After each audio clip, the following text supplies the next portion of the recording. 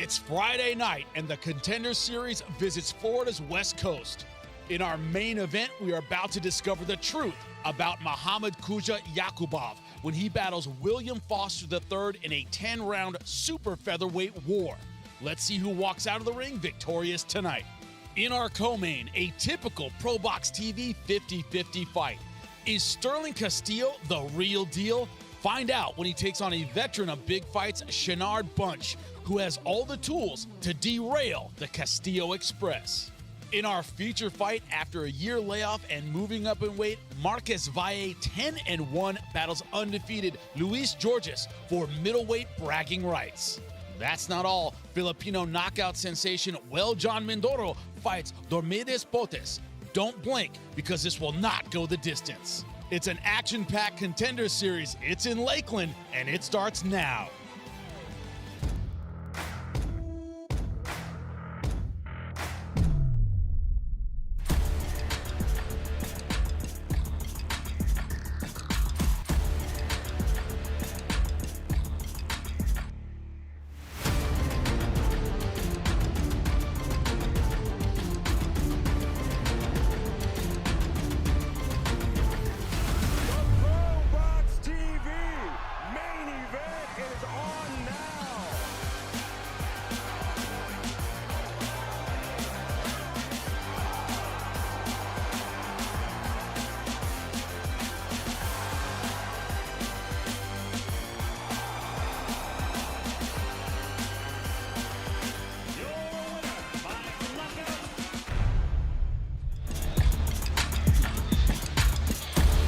Welcome to the birthplace of ProBox TV. That's right, North Florida. We're coming home. A couple of guarantees for summertime in Florida. It's going to be hot. It's going to be humid. We have some guarantees when it comes to Contender Series as well. Action-packed 50-50 fights that you know will entertain. This card absolutely no different. Marquez Valle trying to bounce back from the first loss of his professional career. But Luis Georges, this guy can hit.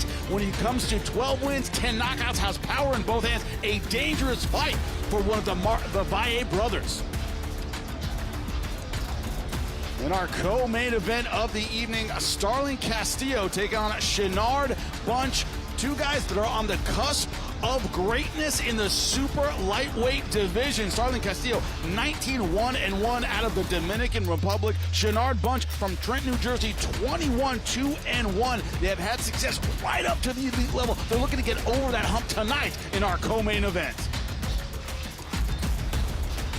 And in our 10-round super featherweight main event, it is Muhammad Yaqubov taking on William Foster III. Yaqubov, that one loss to Oshaki Foster. William Foster III has looked fantastic on our air. Can he keep his momentum going? That is the question against the very tough fighter from Tajikistan.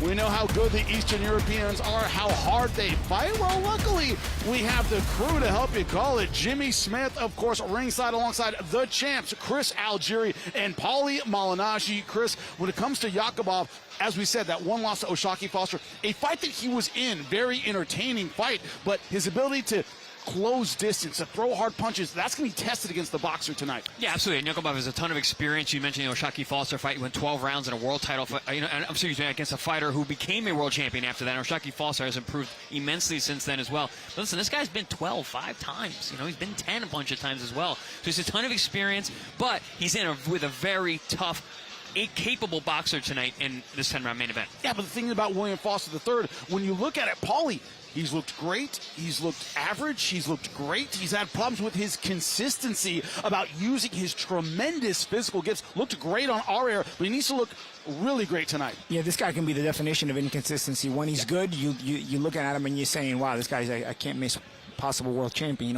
When he's bad, you're like, what happened to this guy? Is this the same guy that I saw, or has he been taken over by a spirit demon or something? He's got a win over Edwin De Los Santos. He actually put the first loss on Edwin De Los Santos' career on the ledger of Edwin De Los Santos. But then he comes back and fights where you know, you especially the last loss where you think he's going to, you know, impress and get you through, and he looks sort of lackluster, sort of in a daze, and ends up losing. Now, coming off the win over, we had him on with the win over Brandon Benitez. It was a pretty solid win, looked very good. You know, but there's a reason he's an underdog tonight. Again, we know the odds makers they have a difficult time with our fights, but it's the inconsistency, I think, of Foster that makes him the underdog. Because if he shows up and he shows up the way he knows how to, the way when he's very, very good, an upset could happen here. Yeah, Starling Castillo versus Shenard Bunch is one of those where, as we said, both guys trying to get over the hump here a little bit. Chris, when it comes to Shenard Bunch, this is a guy who we've seen flashes of greatness, but the inconsistency, not just only between performances, but also within fights themselves. Good rounds, bad rounds, can't have that tonight. Bunch is the definition of potential, and people saw that in him very early on. And I mentioned this yesterday in the fighter meetings. He's been built up in a certain way, kind of like what we've seen in recent years. We're like, we're going to get this guy a lot of experience. He's going to fight this kind of guy, then this kind of guy. Then we're going to get there when we're finally ready. You know, we're going to unleash him. And I asked him in the fighter meetings, is this who we're expected to be? Are you going to be that guy that everyone thought you were going to be tonight? He said yes. He said, I'm a new person. I'm going to be something else. He's going to need it tonight because he's been very, very tough. Yeah, Starling Castillo, rangy, good snap on his punches. When he fights for his build, looks almost unstoppable. Yeah, he's got, again, we've had him as well, you know, with the win over Saracho on our air. And, you know, Saracho had always been a very tough customer to deal with on ProBox TV for any of the fans that have been watching us for a while. Again, this is just this sort of fight where the main event and co-main event, you could interchange them easily. Two matchups where both guys in both fights, the guys really need to win. They're both very, very matchups are very, very good. Fighters are very, very good. But the loser probably pays a harsher price than he should, because these are guys that are so good but don't have enough notoriety to where nobody wants to really deal with them. So they need to keep the momentum going, so to sort of put the pressure on these top fighters to fight them. Yeah, it seems like everyone's back is against the wall in the co-main and the main event tonight. We've said it many, many times. We said it on our Future Stars program. It's almost like loser leaves town, where no one on this card can afford to take a step back in their careers, but everyone has to. There's got to be a winner. There's got to be a loser. The loser cannot afford it tonight. They are right there if they can get it. Also, the return of Marquez Valle, bouncing back from the first loss of his career. Gentlemen, you talked about it. Psychologically, he can't afford to take a step back. He's also a really tough guy who can punch. Generally, when you're making a comeback off of your first loss, you're probably not going to fight Especially a puncher. After a layoff, too. Right, a long 14-month layoff going against a puncher, a guy with 10 knockouts and 12 wins, who's very, very confident. Fighter meetings yesterday, he was very poised. Not an easy fight for a comeback. Well, when you talk about fighting families, that is going to be a theme tonight as well.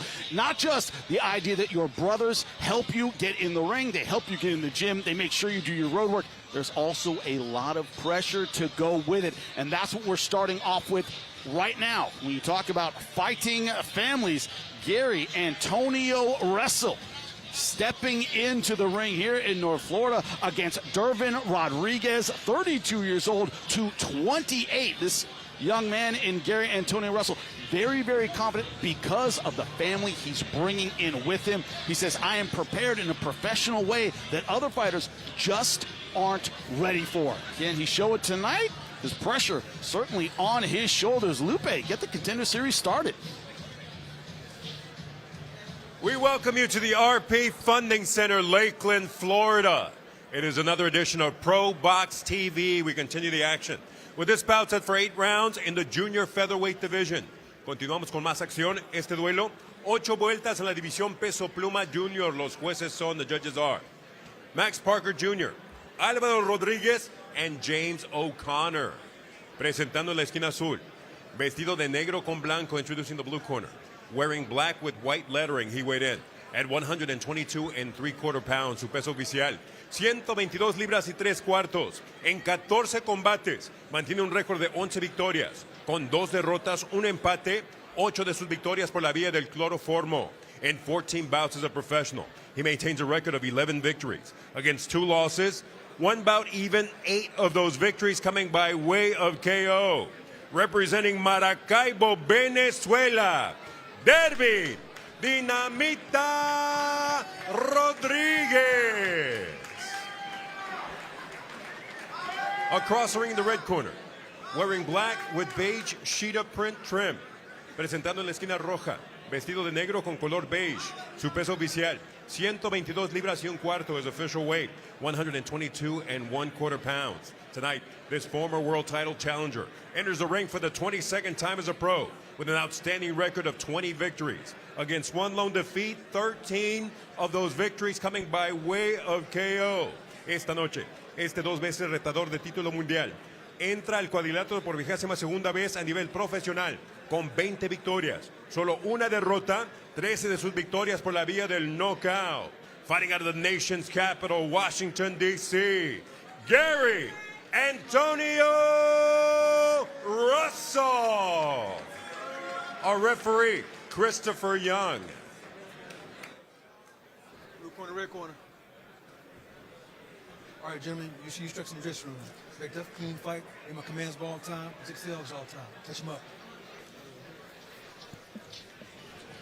We're ready to start round number 1, our Contender Series. Gary Antonio Russell, and about that famous family. Blue corner, you ready? This is one of those where middle names are important, gentlemen. Round number 1 beginning. Dervin Rodriguez in the black trunks. Gary Antonio Russell in the leopard print in black, we should say. But Chris, you talk about his family. It's not just a sport, it's a business. It's like a system, the way they train and fight. Yeah, it's a fighting family. Russells, they're all in the corner. They all work each other's corner. They walk each other. They're like a corporation. Yeah. Very systematic. System-driven family that treats boxing like a business. His counter left hand there by Russell. That's really the punch to look out for with Russell, is that straight left hand. He doubles it up really nice from that southpaw stance, throws it down to the body like we saw there. There it is again, right down the middle, good fundamentals. Keeps that lead foot to the outside exactly as you should for a southpaw. Of course, Gary Antoine Russell in the corner now. We see his face looking into the ring. You look at this ability that he has, and that's what we talked about in the fighter meeting. He started about my fight IQ, it's my experience, it's working out with my brothers every single day. There's no way this guy can bring anything I haven't seen before. And you can see his mastery of distance. A lot of the Russells really use that ability in all their boxing styles. You see Rodriguez working a lot harder to try to close that gap, trying to move his head, trying to be all confusing and whatnot. But you see Russell saving energy, just sliding in and out of range, making the sharp shots count. Yeah, Dervin Rodriguez from Bogota, Colombia, and 115 amateur fights. He's a national champion in Venezuela 3 times. And Russell, very efficient with his attack. You see him using those feints there, trying to look for openings. Touch him with that jab. It's that straight left hand. Not too shabby of a right hook either. We saw that there. Just landed a little short.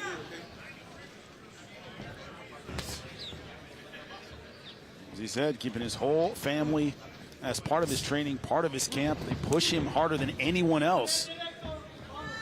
That's going to be the theme tonight. The Valle brothers, of course. There was one on the undercard. We'll have one on our main card, Marquez Valle. Dominic Valle is supposed to fight tonight. His opponent did not make weight. But it's one of those things where you're not going to skip that run if your brother's out there pushing you. Russell doing a fantastic job so far, controlling the range. Excellent job from the southpaw stand. Beautiful straight left. Sharp, and then he goes right down to the body after that. Lands a good left hand to the head, and fires a nice left hand down to the body. Yeah, and always understanding what distance he's at and what punches to throw from that distance. So when he was closer, he shortened up those shots and turned them into hooks to the body. You guys can't see it at home, but if you're looking at the battle of the lead foot here, it seems that Russell always has his to the outside, as you should. Always going towards that weak side, away from the power hand.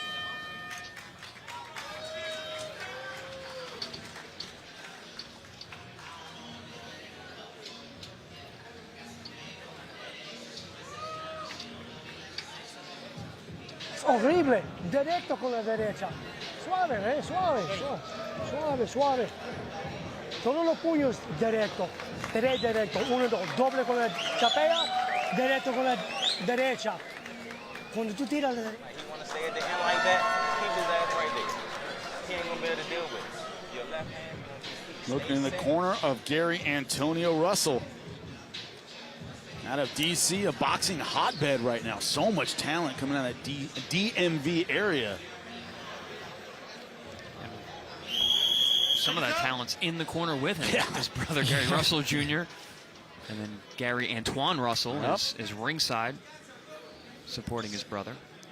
Gary Russell recently coming back was very, very impressive. Very good. And on the undercard of Mario Barrios versus Manny Pacquiao. Yeah, what does that do? That just ups the tension for everybody else. Oh, I just had a great performance. What are you going to do tonight? Yeah. But I'll tell you what, it also makes the lightweight division very interesting. He shows up in the lightweight division, and with a performance like that, he's instantly a contender in the division. Irvin Rodriguez, though, trying to make the ring small, starting off aggressively with that right hand. Antonio Russell looking real sharp this round. He came out, landed a really sharp 2 down the middle, then went down to the body with a nice sneaky left hook to the liver. Keeps sliding out to the right, sliding out to the weak side. Now he's flashing that jab. Very, very sharp work here early in round 2. Yeah, we should just call him Antonio Russell, because Gary Russell doesn't help you with that family. Yeah. It's almost like George Foreman. Like, you just got to come up with a different name. Nice, sharp left hand. Well, Rodriguez is tough, man. You can tell he's got heavy hands. He landed a good right hook down to the body, which is a great weapon against the southpaw. Looks very determined. Stubborn too. He's not taking steps back off of the offense that Russell provides. He's willing to make it rough because he's not going to match skill for skill with Antonio Russell here. So, got to make it rough. And Russell knows about the platform that is ProBox TV. He knows he's not walking into an easy fight tonight. He says, yeah, I know you guys like 50-50 fights. I know my opponent's tough. And also what's on the line. He's rumored to be the next opponent for Ramon Cardenas if he wins tonight. So he wants to win and he wants to look good so that he make that fight appealing. And Cardenas, of course, coming off a great performance against the monster Inoue. Surprised a lot of people. I like that fight. Antoine Russell and Cardenas. Because, Cardenas is known as a left hook puncher, obviously. And Antoine Russell being a southpaw, it's going to be a difficult punch to land. Will he be able to neutralize that power shot with his boxing skill from that southpaw position? Good body shot from Rodriguez, the left hook right to the body. Working that liver. Rodriguez had a pretty good round. I'm not saying he's winning it, but he's landed some big shots, whereas in the first round he was hitting nothing but air. Yeah, he's trying to basically make it physical and make Antonio Russell uncomfortable. Yeah, you see him push off with his forearms and his elbows on the inside. You see more skilled and tighter shots there by Russell. But Chant, the problem with making a fight rough is you're going to get hit. Yeah. You're going to get hit. And Antoine Russell's got he's got some power. He can punch with the right hook. He's got a very good left hand that's sharp as hell. Rodriguez doesn't care if there's too much daylight between his punches. He's going to keep throwing. Yeah. But Antonio Russell can take advantage of that for sure. Another thing about the name, though, is Rodriguez showing he's not intimidated. Yeah, a little more famous than I am. You have the pedigree, but I came here to fight. Yeah. Just trying to keep him working. Sometimes if you keep a guy working, you make him uncomfortable enough to start making mistakes. I guess that's the thinking and mindset behind Rodriguez right now, bringing so much pressure on physicality.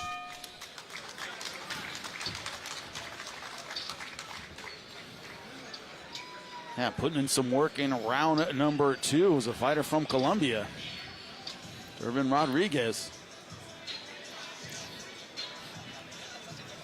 He says, I like a toe-to-toe fight. I'm a warrior. I want to get in there and make this one physical. He certainly was able to do that in round number 2. To your point, gentlemen, it was still Russell landing the cleaner, sharper punches, but Rodriguez certainly making a fight out of it, making it a little bit dirty. And making it uncomfortable for Russell at times, which you want to do with a fighter who hasn't been that active. You want to make him think twice about why he's here.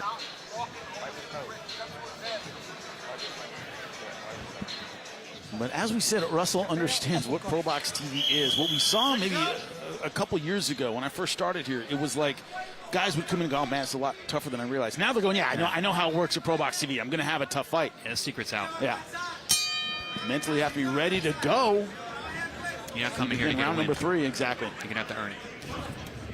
And nothing gifted here at ProBox TV. But for a guy like Russell, this is a perfect platform. You're going to come back, you're going to get tested, you're going to have a tough fight because you're going into a big fight next. Because he has that ability to step right into a big fight with another win.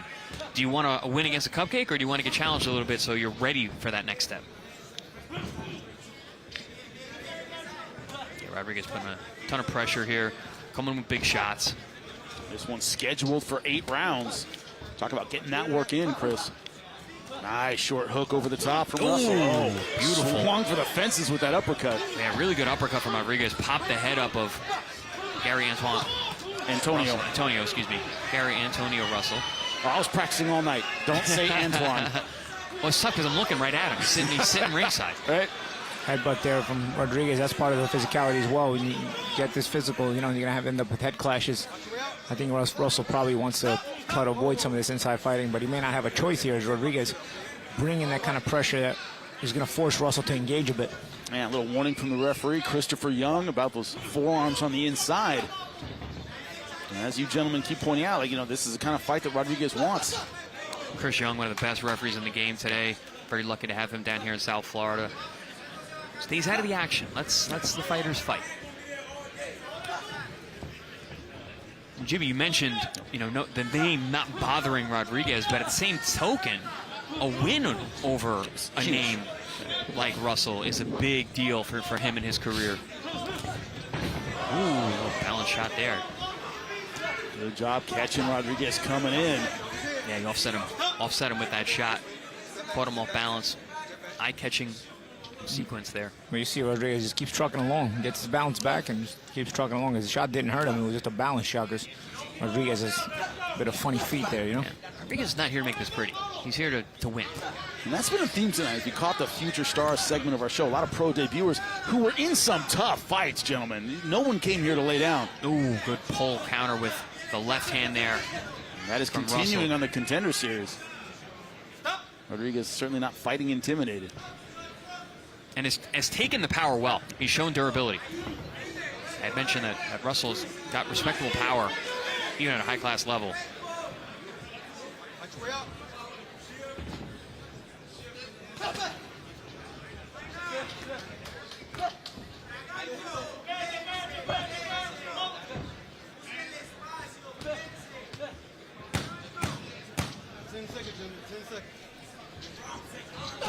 Oh, nice right hook on the top. Knocks the mouthpiece out. Well, I think it was Rodriguez's mouthpiece from that left-hand shot. Good combinations from Russell. Good.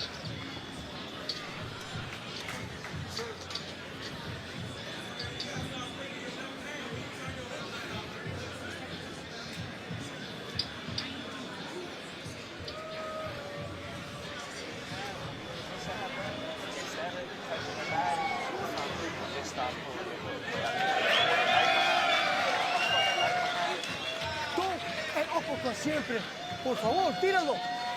Respira. Oh.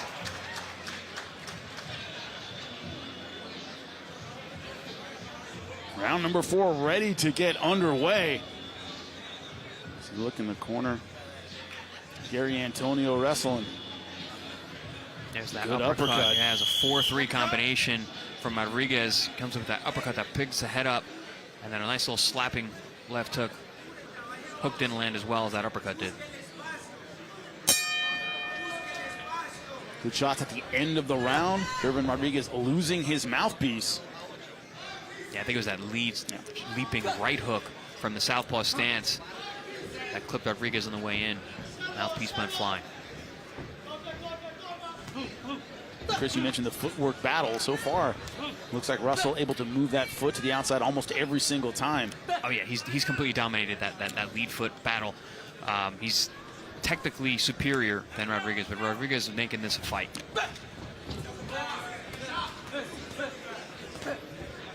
But also Dervin Russell from Colombia fighting with a style that is requiring a lot of energy. He just can't afford to slow down or stop.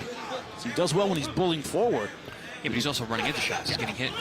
And if you notice, there's been a shift here in Gary Antonio Russell's offense. He started touching, and looking to sneak in some sneakier shots, being more deceptive with that lead hand before dropping the power shots, especially down low. Yeah, because even though you can hit Rodriguez, you don't want to just keep throwing everything hard at him because it's going to wear you out too, and he's not going to stop coming at you. So I think it's smart, a little adjustment from Russell here, trying to probe and vary the speed on the offense between the gears. Yeah, the first 3 rounds, it was essentially that. It was big shots from Russell, but now he's understanding he's got a durable guy in front of him. He's got to be a little more deceptive. Yeah, who not only takes it, but also brings it.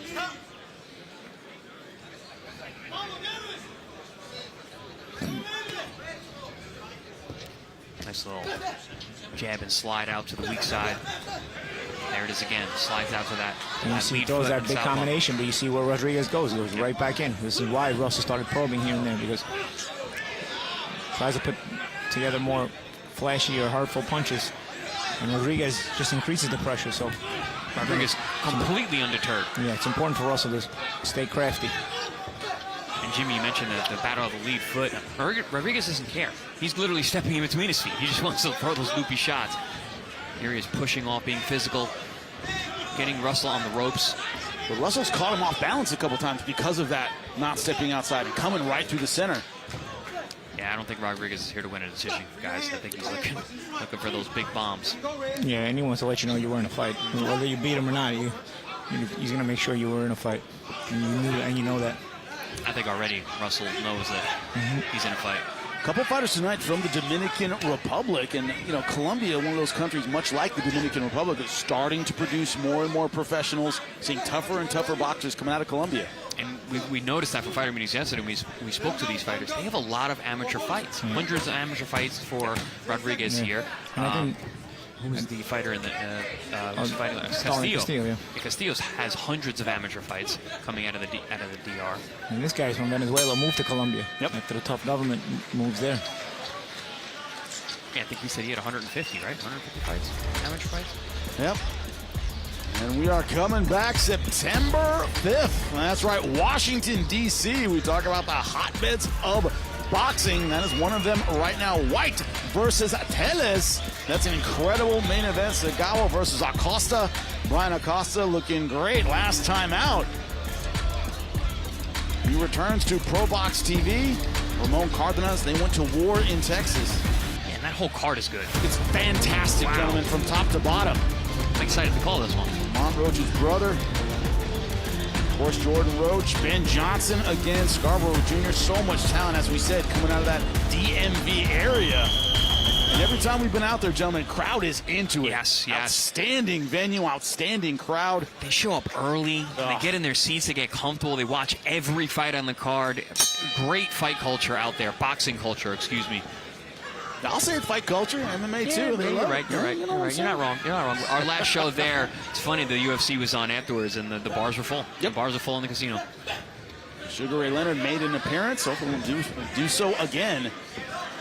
Yeah, that was pretty cool that he was in the room. Yeah, round number 5. This one's scheduled for 8. Gary Antonio Russell in the leopard print and black, taking on Dervin Rodriguez from Colombia. He is in the black shorts. And once again, Russell starting the round out with some very flashy, eye-catching combinations. Good sharp work, nice adjustments, good spins, good turns. And Russell took some punches to the back of the head, was upset. And he's not touching gloves. Went, I'm not doing that. I like it. Attitude of a fighter, like Teddy Atlas used to say.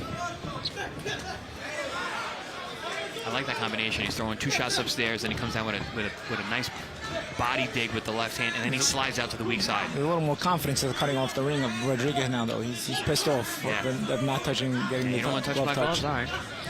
I'm going to swing harder then.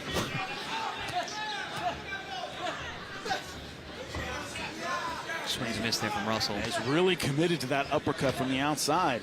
You got to be careful with that shot, though. He's not really bending his knees, and you got a guy like Rodriguez who's throwing looping right hands. It can be a dangerous combination. That's led to some of the back of the head shots he's been complaining about, those loopy punches. And like I mentioned earlier, he's not going to try and match skill here, is Rodriguez. He's going to look to make it rough, throw those looping shots, get Russell uncomfortable, and try and catch him with something big. Russell's just very accurate with that tight left hand. Stays nice and bladed, too. Doesn't give a whole lot of target.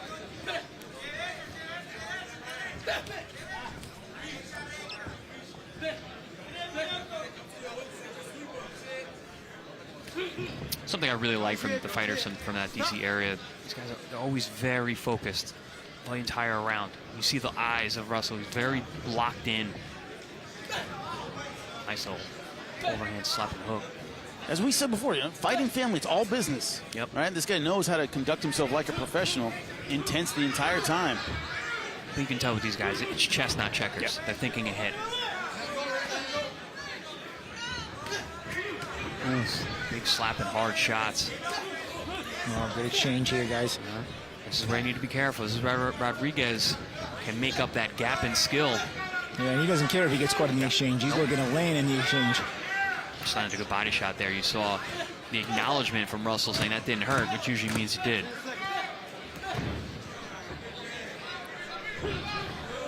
Big looping shot again from Rodriguez. I'll be honest with you, if I got hurt with a body shot, I try not to acknowledge it at all. Yeah. I didn't even want you to think you were going to hit me.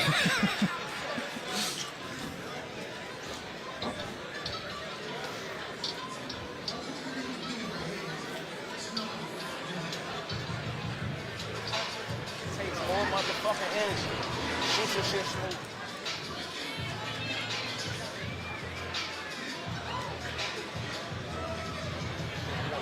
Conduct yourself like one. Get your shot. Get your good shot. Smoothing your shit out. You can't fucking do it outside. He's in it. About to begin round number 6. Gary Antonio Russell done a good job boxing from the southpaw stance, but Durbin Rodriguez making a fight out of it. Oh, absolutely. I mean, I believe he's getting outclassed and losing the vast majority of these rounds, but more and more he's coming on. He's just, I used the word undeterred earlier. He's very driven. He's not been very effective, but you see what his style is, what his path to victory is. Yeah, we knew he wouldn't win a boxing match tonight, but he's trying to win a brawl on the inside. Obviously came in good condition as well. He's been able to put a lot of pressure. We're halfway through, still got a lot of fight left.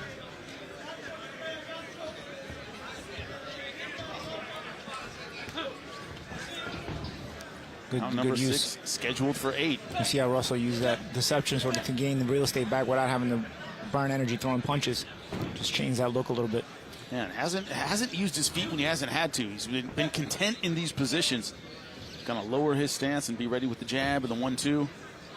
You're seeing a lot of adjustments from Russell all night. You know, early on it was a lot of big shots, thinking that if he could hurt his man and possibly get him out of there early. Then he did the more deceptive offense where he's throwing some throwaway punches to land the big shots. Now using a lot of footwork and feints to not work as hard as we get later into the fight. Deep bag here from Gary Antonio Russell.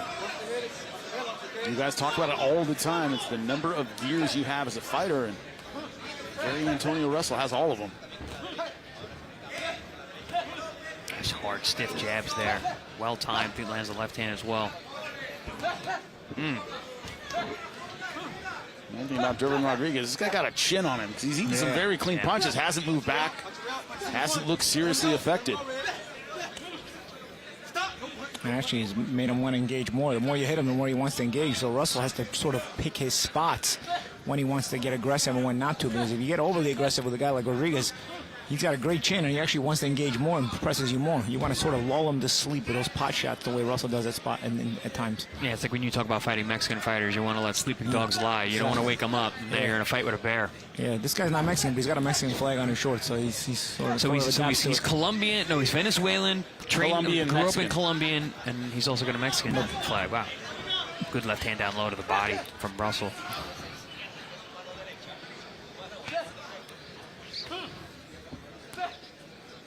I think some body investment would be a good idea.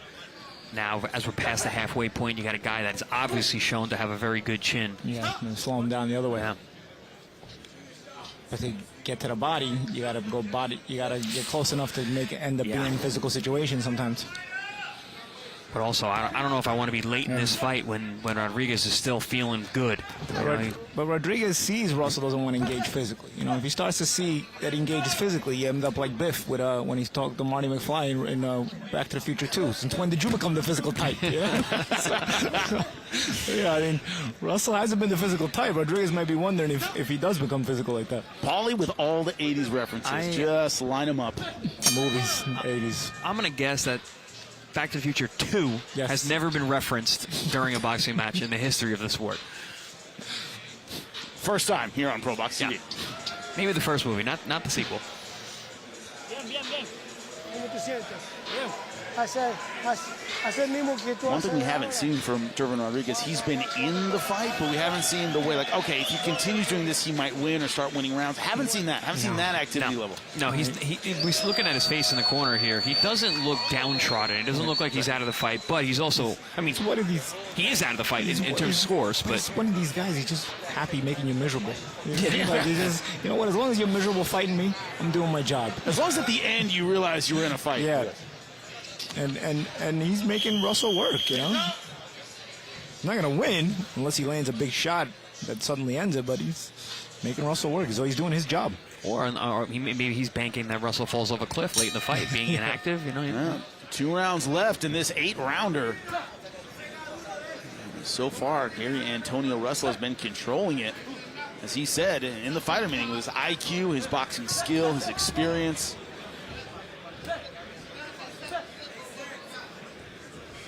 Oh, this is only 8 round. I thought it was 10 round. No, Jimmy, you made the mistake earlier. I made the mistake now. Which is that kind of night? Yeah. My bout sheet says 8 rounds. I could be wrong. No, it says it on the clock as well. And the truck is never wrong. Yeah. Remember that at all times. Yeah, yes. Okay. If that were only the case, Jimmy. Our producer is infallible. Thank you. As we get back to the action here. Also doing a great job from that southpaw stance. The jab has been a constant for Russell throughout this fight. I mean, I wish he was more consistent with it, but when he does flash it, it's a thing of beauty, man. And he lands it very, very solidly. And it does seem to control Rodriguez when it is active. Another fighter born in the D.C. area, Winky Wright, southpaw with a phenomenal jab back in the day, people who remember him. Born in the D.C. area, but did a lot of his training down in St. Pete. He did. Yeah, trained in St. Pete, from originally born in D.C. Good dig to the body there, and that right uppercut, which has shown itself to be a dangerous punch from Rodriguez tonight.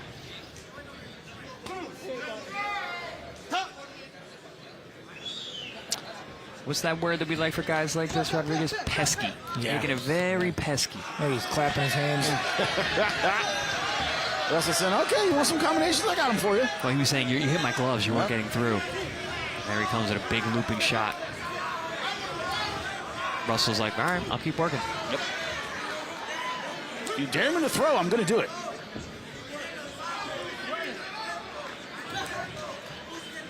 As you said, Paul, in the beginning of this fight, you said, you know big fights are coming for Russell. It has the name, has the pedigree, has the amateur experience, but it's this idea that, hey, you want to be tested. He's been tested tonight, for sure. Yeah, this is a good preparation fight, especially after a layoff and get your rounds in, and get your rounds working. Get a guy who keeps you working every single round. You're forced to work on various skills and various things that you want to take into a bigger fight. Also, you want a guy who's not just going to look for a place to lay down in the ring, and that has not been Rodriguez. Because Cardenas if that is going to be the next fight for Russell, that's a tall task. But Cardenas is riding very high off of his performance against Naoya Inoue, scoring that huge knockdown.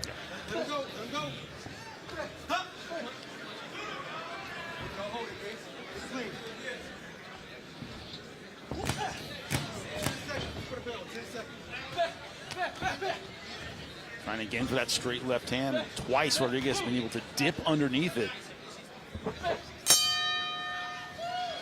One more round to go. Boxing shutout so far for the Russell family.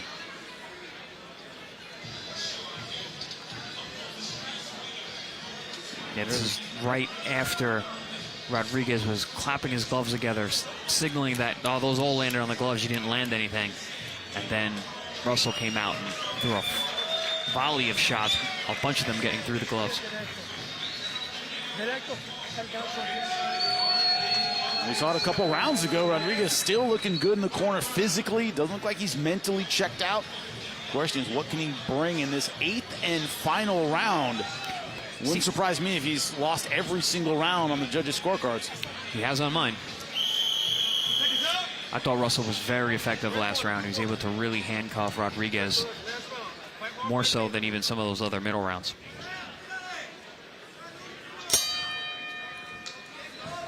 I think once Russell realized, like, listen, I'm going to go around tonight. This guy's going to be here. He's durable.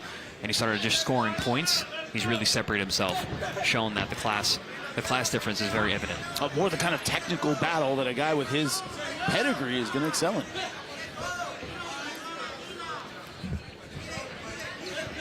At this point, Rodriguez needs a knockout to win. Russell's still trying to remain in control, and this is also, again, why this fight works so well for Russell. He keeps him focused every second of every round. And in fact, he's gotten more focused as the fight has gone on. I think he's gotten better, working off the rust in real time. Ooh.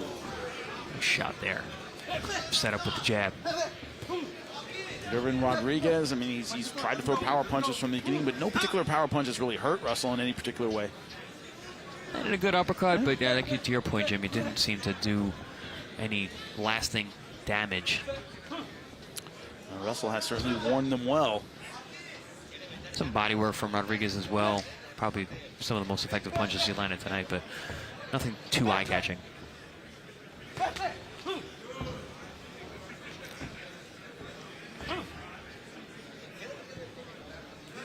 Footwork domination from Russell. As you said, he's always stepping outside. It's been Rodriguez who's been a little bit off balance. Yeah, trying to be aggressive with his feet on the inside. And with an aggressive guy like Rodriguez, he wants to force you to work all the time. But if he can't find that range, then you end up being able to give yourself those moments of rest in between the exchanges and in between the moments of engagement.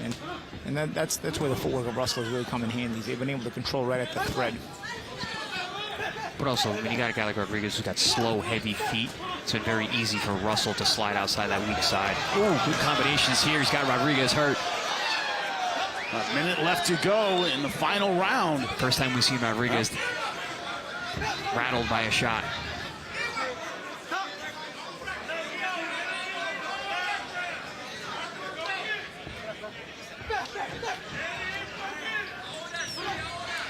This is what I was talking about. I'm seeing more focus from Russell in the later rounds. Nice straight punches. Yeah, he wants to close it strongly. Even if he's not going to get the stoppage, he wants to show that he's still strong here in the final round. That left hand right down the pipe. I felt a shift last round. Rodriguez was really, for the first time, switched off. And I think Russell senses that as well, stepping on the gas here in round 7. Oh, round 8, excuse me.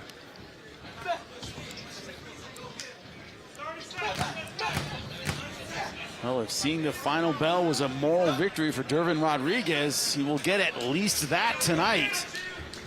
Despite an excellent final round. Holding on to get Antonio there. Russell holding on a little bit. Yeah, well, Rodriguez, couple clinches in order to see the final bell. Well, he wanted rounds. He wanted a challenge. He certainly got that tonight. Gary Antonio Russell, though, as you said, showing his class, his separation in this fight. Yeah, as the rounds wore on, I was really just rust, I think, for me. I think the timing, the range, to being able to make your opponent, or to disarm your opponent, which is something that Russell is very good at. As the rounds wore on, more and more, you could see Rodriguez was not really competitively in the fight. That separation of skills was very evident, and Russell started to pour on some of the damage in the last 2 rounds, putting an exclamation point on a good win, or a good performance, I should say.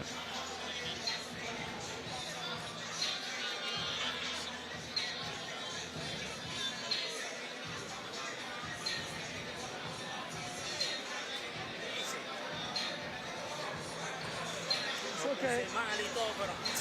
Looks tired, but wore the damage well to Dervin Rodriguez. Made some good straight punches, especially that left hand. Very, very accurate, especially as the fight wore on. Listen, respectable performance for someone in his 15th pro fight. Fought well, but an excellent job from Gary Russell. Let's make it official, Lupe. Inside the ProBox TV ring, all 3 judges turn in identical scores of 80 to 72. Dentro del cuadrilátero de ProBox TV, los 3 jueces entregan tarjetas idénticas de 80 a 72. Los 3 a favor del vencedor por decisión unánime. All 3 in favor of the winner by way of unanimous decision. Gary Antonio Russell. Carrying on a proud family name, Gary Antonio Russell, with a hard-fought, unanimous decision win. Gentlemen, a little ring rust. I don't want to knock it off just a little bit, but technically unbelievably sound tonight. Yeah, I mean, shutout victory, 8 rounds to none by all 3 judges' scorecards. Not really sure how else you could score this fight. Very dominant in terms of who's in control of each round. But as we said, I think that was a good performance, a needed performance by Gary Antonio Russell, looking to bigger, better things in the future, very near future. Well, did a good job setting up his shots, but speaking of power punches. You're about to see a man who gets it done every time. Well, John Mindoro versus Dormedes Potes when we come back.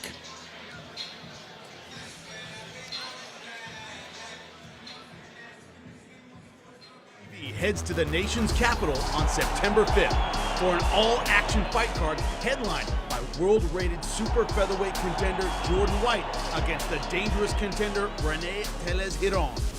White, 19-1 with 12 knockouts of Washington, D.C., is looking to earn his 16th straight victory. In his way is Teles, 21-5, 13 knockouts, whose world-class experience promises to give White his toughest test. In the co-main event, Suleiman Segawa will face Brian Acosta, 20-1, 8 wins by knockout in a 10-round featherweight showdown. While Brazilian lightweight contender Jonathan Cardozo faces Luis Torres Valenzuela from Mexico in another 10-round fight. The rest of the card will feature exciting prospects from the DMV region. Get your tickets now.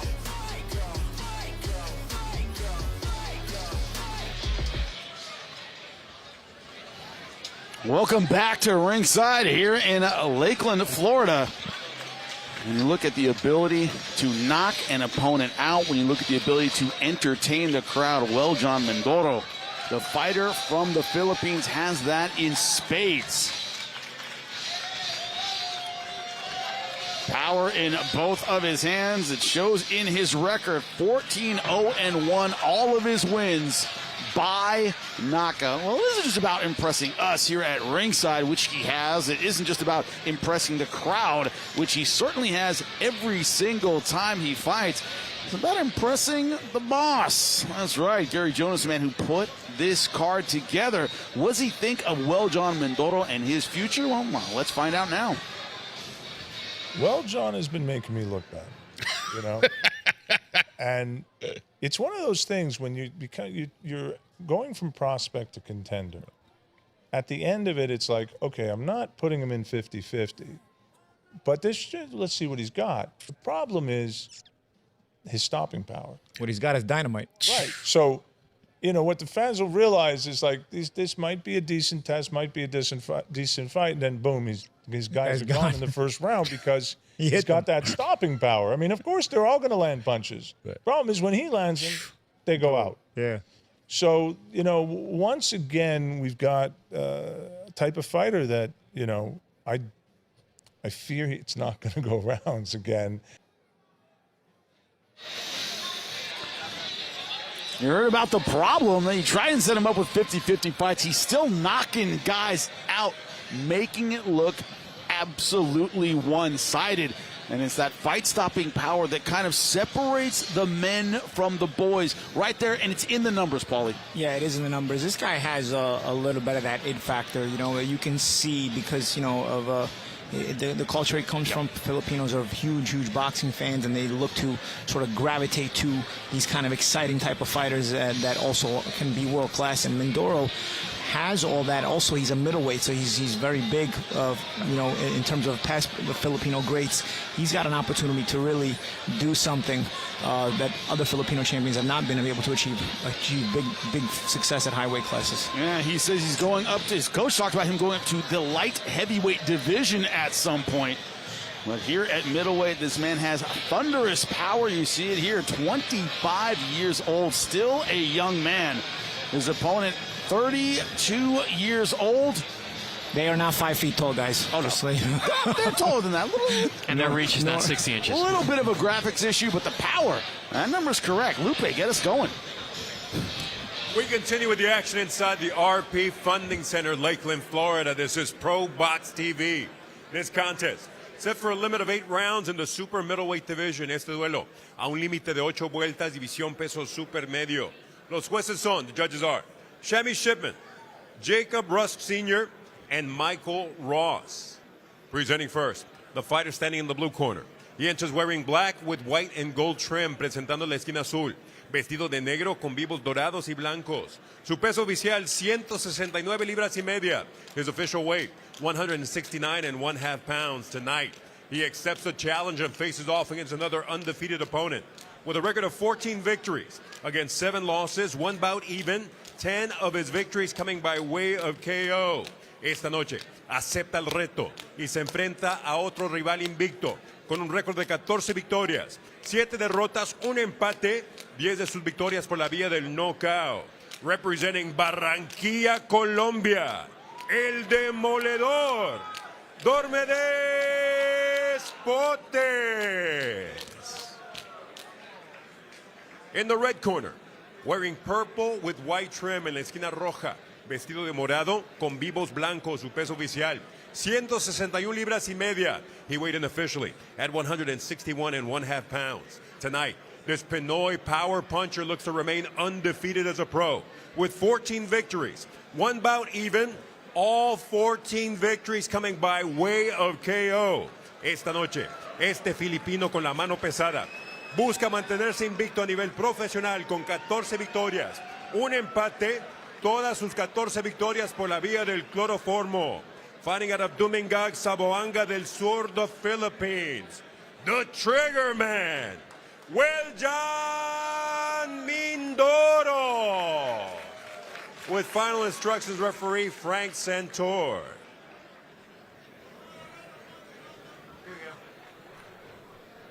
All right, guys, went over the instruction, dressing room, we got the rules. Trunks are good, keep your blows here or above. All right? Questions? Good luck, fellas. Now, this is not the time to go get something to eat. We know what the stopping power of that man, Weljan Mindoro from the Philippines. There's a reason we call him the Trigger Man. We do. Dormedes Potes, we are ready to go. Round number 1. Mindoro in the purple and white. Potes in the black, silver, and gold. You know, Potes has only been stopped one time, but he was stopped to the body. So let's see if that chin can hold up to the heavy artillery of the Trigger Man. His second fight in just 69 days. That one draw is Takeshi Inoue. That was in 2023. 3 fights that he's had on our air, he has averaged 2 rounds. Yeah, the guy gets it done quickly. Yeah. Dormedes Potes. His opponent, native of Colombia. Well, this looks big. Lives in Fort Lauderdale. Yeah, Potes is a big guy. He put on weight overnight. Yeah, I've seen him walking around campus today. He's tall, big guy. He's got heavy bottom half. They both do. They both have very big legs. He's got to turn pro when Mindoro was 13 years old. Potes has been in this a long time. Good body shot there. Flash of heads as well. Flash of heads, but Mindoro backing off a little bit. Referee did not say stop or break. Oh, nice. Sneaky uppercut with the left hand. Mindoro did his homework. He knows this man's been stopped to the body before. I've never seen Mindoro throw this many body punches so early on. Yeah.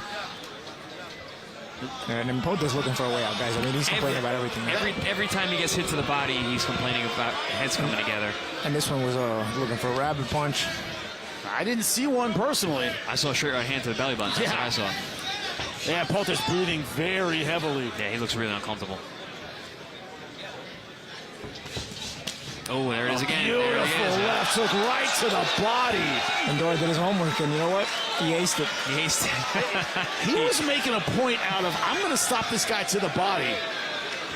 Potes was stopped in 1 round with a left hook to the body in his last fight. Mindoro and his team did their homework. Right now, Weljan Mindoro looking like the Terminator in there.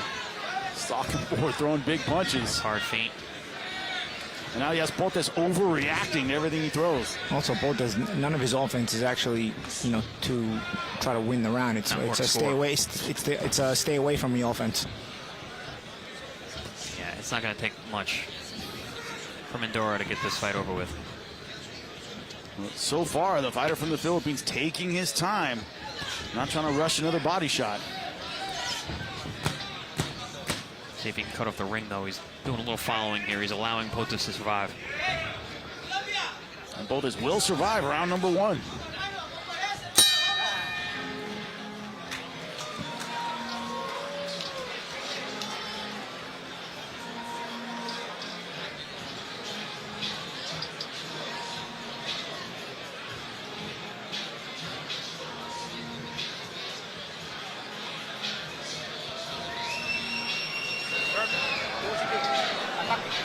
Good work. Izquierda se la están tirando a la cabeza. Tirásela al pecho para no fallar. Well, round one wasn't just uncomfortable. For Gomez Potes, look at this beautiful body shot knockdown. Yeah. Oh, agony on the face. We've all felt it, gentlemen. Yeah, and there was a couple shots prior to this that landed where Potes then complained of a clash of heads. He complained of a rabbit punch, but really those are both preceded by good body shots, and he's looking for a way to get a little extra time to breathe. The real problem was his belly button getting pushed into his spine. Those body punches were legit, gentlemen. From a guy who has legit power.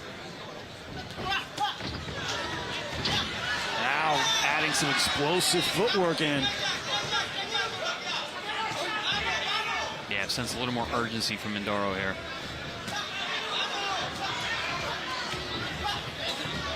Potes trying to smother him to survive. Getting a little bit of a brawl, but Mindoro shortening up those punches. And I say survive because you can see he's not even looking for spots to try and punch with Mindoro. He's just trying to cover up.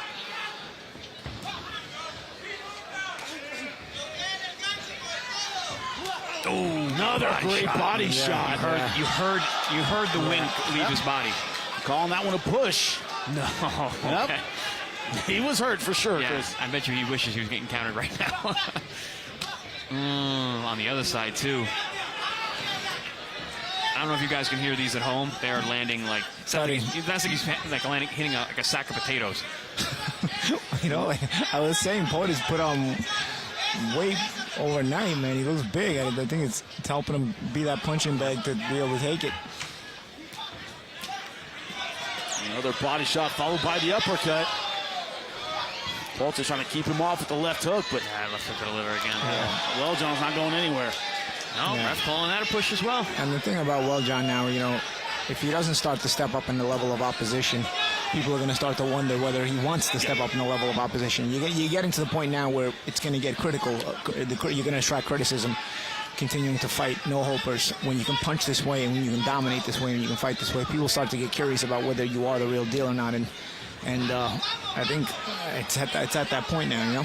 Potes trying to turn this into a wrestling match. Can't be a guy with 14-0, 14 knockouts, still fighting guys who show up just to survive. You can't do it. That's one thing that I mean, you can, but then you're not going to get any credit. Guys do, but they're not looking to do that. They want to actually do something in this sport. And the coach was saying that we need to step him up. This obviously isn't that step up.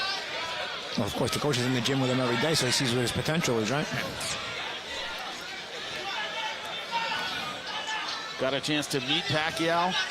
Wasn't able to really be part of the camp, which is mostly in California. He trains out of Vegas. But did get to see Pacquiao in that final week before his return fights. It was a great moment for him. Oh, man, right in front of us. Ripping the body, both sides. Yeah, like a heavy bag.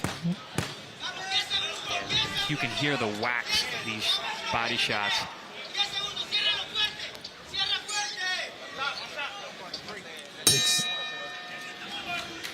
Big smile on the face of Welljohn Mindoro as the fight ends, the round ends.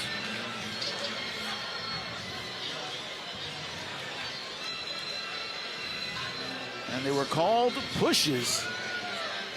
Nice body shot. That was a scraping one, too. Yeah. Those are rough. It was like a razor. I could hear the wind come out of his mouth when he got hit with that shot. You know, people ask me every now and then, what's it like being there live? What's different? And one thing to say is body shots. Like, you don't get how hard these body shots are on television. They don't translate. They don't translate. It is exactly like hearing someone hit a heavy bag in the gym. Welljohn is looking like he just got out of bed. Yeah, he's a different level than this opponent.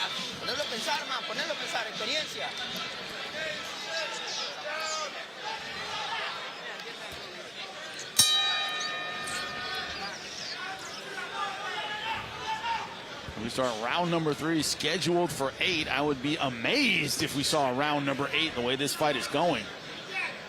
Gomez Potes made it out of round number 2, but, you know, as you were saying, Paul, he didn't offer any meaningful offense of his own. Trying to clinch and hold at the end of the round, kind of like this. The last time Mindoro saw round 3 was against Lucas de Abreu on our air and scored one of the most vicious left hook KOs you're ever going to see. Look at that beautiful shot right up the middle. Vicious uppercut. Boltes trying to clinch, but taking punches in return. Boltes trying to be physical and smother the work. Trying to use his bigger size, smother the work. But Mindoro finding ways around it. You know, I'd mentioned that Boltes has never been stopped to the head, only stopped to the body. So the creativity of Mindoro is going to come into play here. Does he have the ability to touch to set up the hard shots now? Because everything he's throwing is hard. And you got a guy like Boltes who's sort of falling into that survival mode and understands how to survive. Are you going to show the creativity necessary? Now, that's something Lester Martinez, similar build, similar style. He started adding some layers to his game, which is why he got the Christian Mbili fight. Lester's very crafty, though. Yeah. Very, very crafty. We've not seen that from Mindoro. Granted, he's never needed to. Taking a knee. That's a dangerous thing to do. Taking a slow motion knee. That's you're allowing your opponent to take one more shot at you. Delayed reaction to the body shot again. Ooh. Another slapping body shot. It's a torturous fight for Diomedes Boltes. Mindoro leaves enough daylight between body shots so you can catch and shoot, but again, Boltes doesn't have any of the winning mentality and in his mindset to even try to think of throwing back anything but survival punches. Nah, he's on full survival mode. He's just waiting for Mindoro to put him out of his misery at this point. Oh, that's a thudding body shot.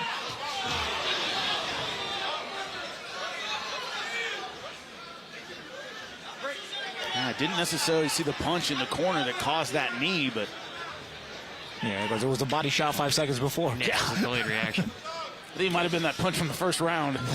Oh, nice left hook to the head.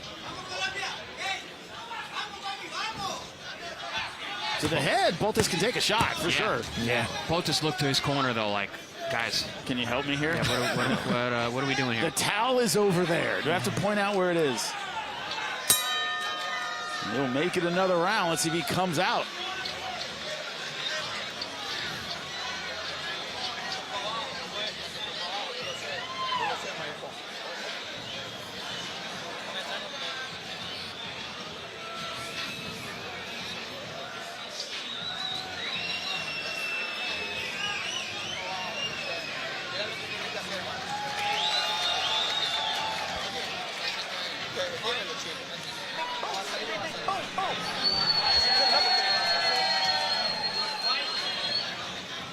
The sign says round number 4, but we will not see one. Boltes has quit. Let's see if we can get a look at that knee. Is there a body shot there on the other side? That was one of those scraping left hooks again. Yep. The strafing shot that runs across. And then that was a good decision. There was nothing else to be done. Yeah. By Team Boltes. He wasn't even trying to attempt to throw shots that could get him into the fight, let alone win the fight. It's just a matter of when he was going to quit from those body shots at this point. 2 knockdowns in the fight, both of them from beautiful left shots to the body. Champ, you mentioned that failure to step a guy up makes you start to question. It's like, oh, does this guy really have it? But also, failure to step a guy up leads to performances like this where you're left longing. Like, I'm not impressed tonight by Triggerman. I didn't see creativity. I didn't see things that you need for the next level. Yeah, he had a guy who was only surviving in front of him, and he kept just throwing everything hard instead of trying to figure out ways around the survival mode of the opponent. He eventually got him out of there anyway because Boltes was looking to quit from round 1, and he finally got his way out. But there's things to work on for Triggerman for sure. Maybe that's why he's not being stepped up. Maybe this has been seen in the one-dimensionalism. Let's take a look at the punches. And look at the power punches. Mindoro 47 of 117. Boltes only got out of the single digits when it came to his total punches. 10, 29 merciless body shots as this comes to a close. Lupe Contreras make it official. Ladies and gentlemen, in between rounds, the blue corner informs referee Frank Santor their fighter can no longer continue, obligating him to stop this contest before the start of round number 4. Damas y caballeros, entre asaltos, la esquina azul le notifica al referee Frank Santor que su peleador no puede continuar, obligándolo a parar la contienda antes del inicio del cuarto asalto, declarando el vencedor por knockout técnico, declaring the winner by way of technical knockout and still undefeated, the Trigger Man, John Mindoro.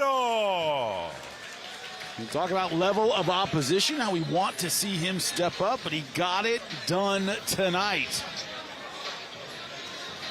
In between rounds, Tormedes Potas decided not to continue. I think a smart decision on his part because he was a heavy bag with legs tonight.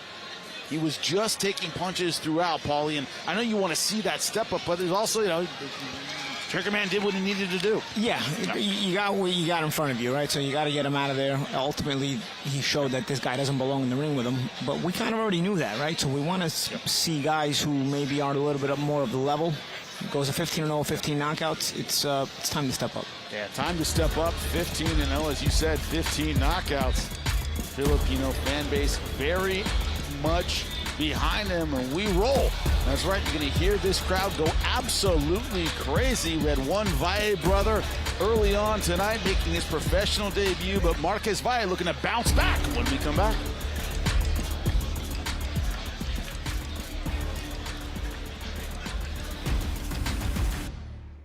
To the nation's capital on September 5th for an all-action fight card headlined by world-rated super featherweight contender Jordan White against the dangerous contender Rene Teles Giron. White, 19-1 with 12 knockouts of Washington, D.C., is looking to earn his 16th straight victory. In his way is Teles, 21-5, 13 knockouts, whose world-class experience promises to give White his toughest test. In the co-main event, Suleiman Segawa will face Brian Acosta, 20-1, 8 wins by knockout in a 10-round featherweight showdown. While Brazilian lightweight contender Jonathan Cardozo faces Luis Torres Valenzuela from Mexico in another 10-round fight. The rest of the card will feature exciting prospects from the DMV region. Get your tickets now.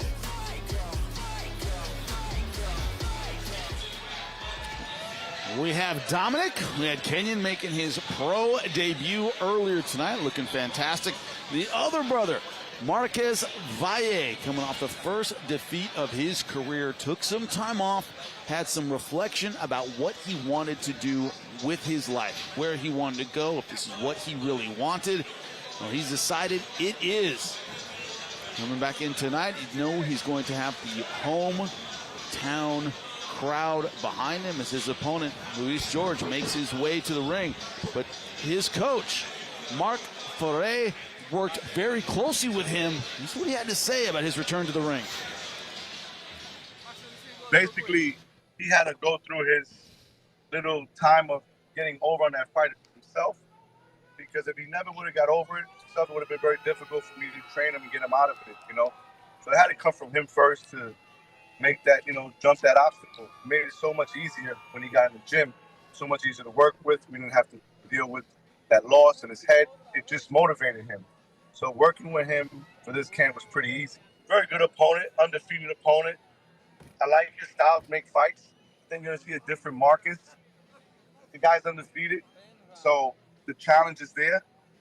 Marcus loves these challenges. I think it's going to be a very, very challenging fight, but in a good way for Marcus. I think he's going to see that he belongs. I think this is a great comeback fight.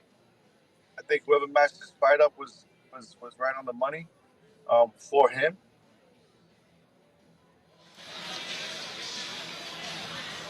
You know what coaches do? They talk up their guy, but look at the numbers. We know the talent is there when it comes to Valle. Yeah, no, we've been watching him for years, develop on our air and being in a lot of tough fights over and over again. Had a big step up, and Jimmy, you alluded to that before the fight. Yeah. Was it a bridge too far? And actually turned out to be that was the case, but still a very entertaining fight. Valle showed some of the things he was lacking in that fight.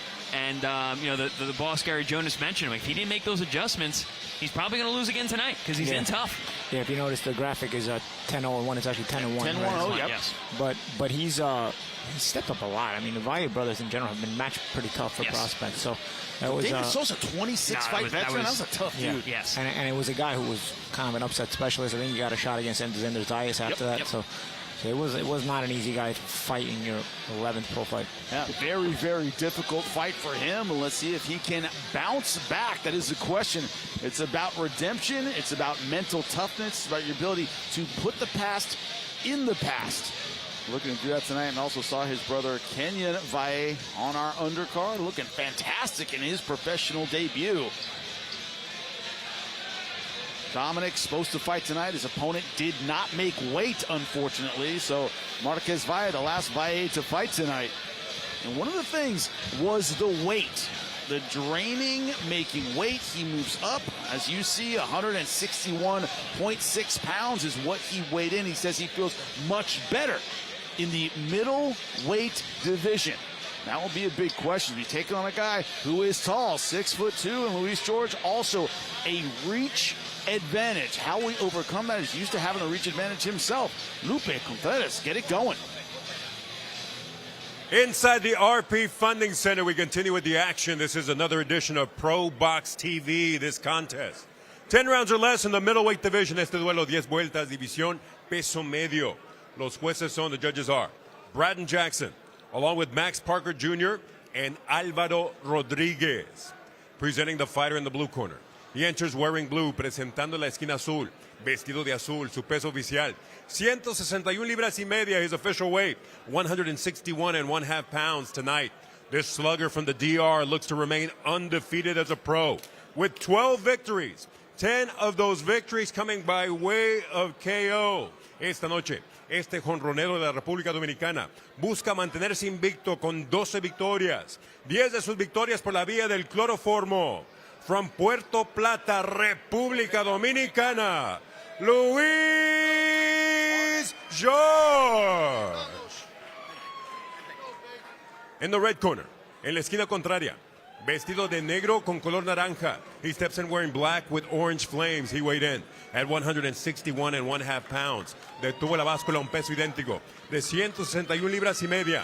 Esta noche busca volver a la senda del triunfo con un récord de 10 victorias, solo una derrota, 7 de sus victorias por la vía del knockout tonight.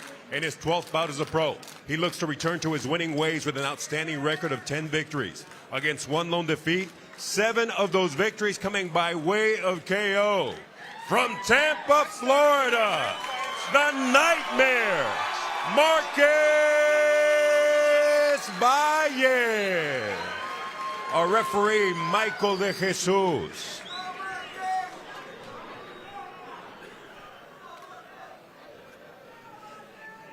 Ya sabes lo que expecto. Ya te dije todo en el locker room. Everything I told you, you know what I expect. I told you everything in the locker room corner. Va a estar aquí un poquito alto, va a estar un poquito. Aquí, toca guante si quieres, ¿no? Para estar para el rincón. As he made the proper adjustments, that is the question. Marquez Valle. One of the things, he's taking on a guy with an awkward style who can punch, gentlemen. That could be the key tonight, is avoiding the power, avoiding the odd style of Luis George, who is undefeated. We begin round number 1. Luis George in the blue and white. Marquez Valle in the orange and black. See Marquez going right to him, you know, and a lot of times when you open up against a puncher, sometimes the best reaction is to back him up. And sometimes punchers are not the same when they get backed up that way. But Paulie, you say it all the time, a guy coming up or a guy looking to get back on the comeback trail, avoid punchers. And one thing about George, he is a puncher. Yeah, his record would speak to that effect. And when we asked him in the fighter meeting, is a power real? He said, yes, it is. So, again, Marquez, he looked offended when I asked that. Yeah. So Marquez, you know, looks he's starting aggressive. And like I said, that's one of the methods to fight a puncher, is actually to back up the puncher. And to go to the body, and Marquez has been doing that. Yeah. That came through the system in the Dominican Republic. When we asked him about that coming up there, he goes, man, it's getting really tough out there. Really good pros, really good amateurs. Not one of the meccas of boxing like a Cuba or a Mexico, but he said it's getting tougher all the time. And I want to be part of that next wave of Dominican Republic fighters. And George is actually Haitian. Yeah. He's fighting out of the Dominican Republic, but he is from Haiti. From Haiti, crossed the border into the DR. But he went younger. His Spanish is fluent. Yeah, no, very, very good. But he also does speak Creole, they mentioned. So. Multilingual is Luis George. And one thing about his style, if you've seen previous fights, he starts out, kind of getting bullied around. You go, oh, man, I got this guy. And then he comes back with a shot that you didn't see from an awkward position. You see Valle again trying to back him up, trying to bury him in an attack to the head and body. But to your point, Jimmy, I've seen a lot of his fights start out just like this, where he's kind of rolling with shots and getting bullied around, fighting with his back against the ropes a lot. Shot there. Oh, yeah. Nice one. Down he goes. Oh, yeah, that body shot. I'll tell you, that lead right, I don't know if that also... He might not be getting up, gentlemen. You're right, it's a headshot. That's it. First round knockout. That is a for Marcus Valle. Exactly, Paul. That is a statement, man. But this on paper was not easy. No. That is an absolute statement. Coming back from the layoff, coming back from the first defeat of his career. A lot of guys do not come back and take tough fights coming back off the first loss of their career, coming back off a loss in general, and coming back off a long layoff. That is a statement, and he looked poised the entire time until the knockout. He stayed on the accelerator the whole time, stayed in his opponent's face and got him out of there impressively. This is how we did it, gentlemen. And one of the things that was the critique of Valle was he was too square. And against a puncher that would really show itself early. We did not see that tonight. He was bladed off. Right hand. Beautiful right hand. He was hurt with the right hand. Then he hits him with the body shot. Left hook to the liver. Marcus has always been a very good body puncher. He was on his way down from that body shot. Before the body shot. Right. The body shot was beautiful. As a matter of fact, body shots don't make you blink the way he was blinking. Yeah, and also he lost his legs. He fell into the ropes with that right hand. The very deceptive right hand. If you saw the way he set it up, he's kind of looking down, almost like he was about to go to the body, which he had set it up that way. He was going to the body a lot, so he's got his opponent thinking body, and then instead the right hand sneakily comes off. But he was also bladed, so that right hand was harder to see. It wasn't the square version of Marcus that we were like, oh, here comes that right hand. Absolutely. No, he was bladed off. He was more deceptive. The adjustments that were needed to win this fight were made. Gentlemen, I'm looking at a big 160 too. Well, dude, I don't know how he made 54. Yeah. I think he was absolutely hurting himself to make 54. Yeah. He's going to be better and stronger here. Man, talk about an impressive comeback for Marcus Valle. Looking big, looking shredded, looked like he made tactical adjustments. Jeez, that loss may have been the best thing for him, gentlemen. Man, did he bounce back tough. Well, he said, he was out of the ring for 14 months, but he was not off. He was training. And the win is the best feeling for him right now. Gets you right back in it. Lupe will make it official. The official time, 2 minutes, 7 seconds of the opening round, el tiempo oficial. 2 minutos, 7 segundos del primer asalto. El vencedor por knockout, your winner, by way of KO from Tampa, Florida. The Nightmare, Marcus Valle. If only he had crowd support as well. Man, local boy makes good. Marcus Valle storming back after a 14-month layoff. You heard it, gentlemen. This place went absolutely insane. Yeah, I mean, listen, the Valle brothers sell. All three of them are supposed to be on the card tonight. All three are in the ring right now. Obviously, we've been saying all night that Dominic Valle's opponent did not make weight, so he did not compete tonight. So Dominic is a part-time model, part-time boxer. Correct. Tonight he's got his model looks on. Apparently, yeah. He's modeling. His brother is boxed. And we're sitting next to Chris Algieri. You know what it's like, okay? Hey, once upon a time, but I'll leave for the Young Bucks now. A great performance from Marcus Valle, but our co-main event ready to go. So much on the line in the super lightweight showdown. 10 rounds. Don't miss it. We're coming right back. Might be Yaqubov champ.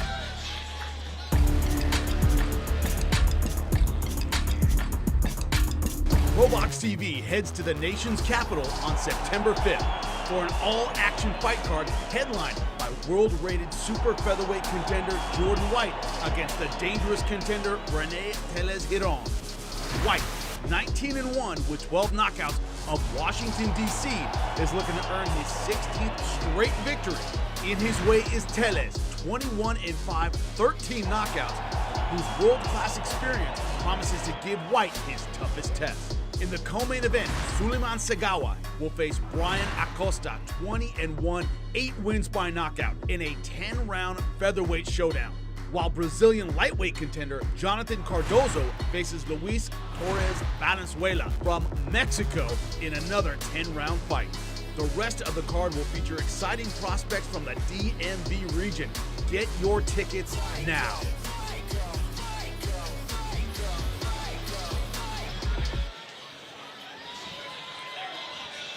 Welcome to Ringside or ProBox TV. Thank you for joining us here on the Contender Series. But Marcus Valle, we were wondering how he would come back, how he would bounce back.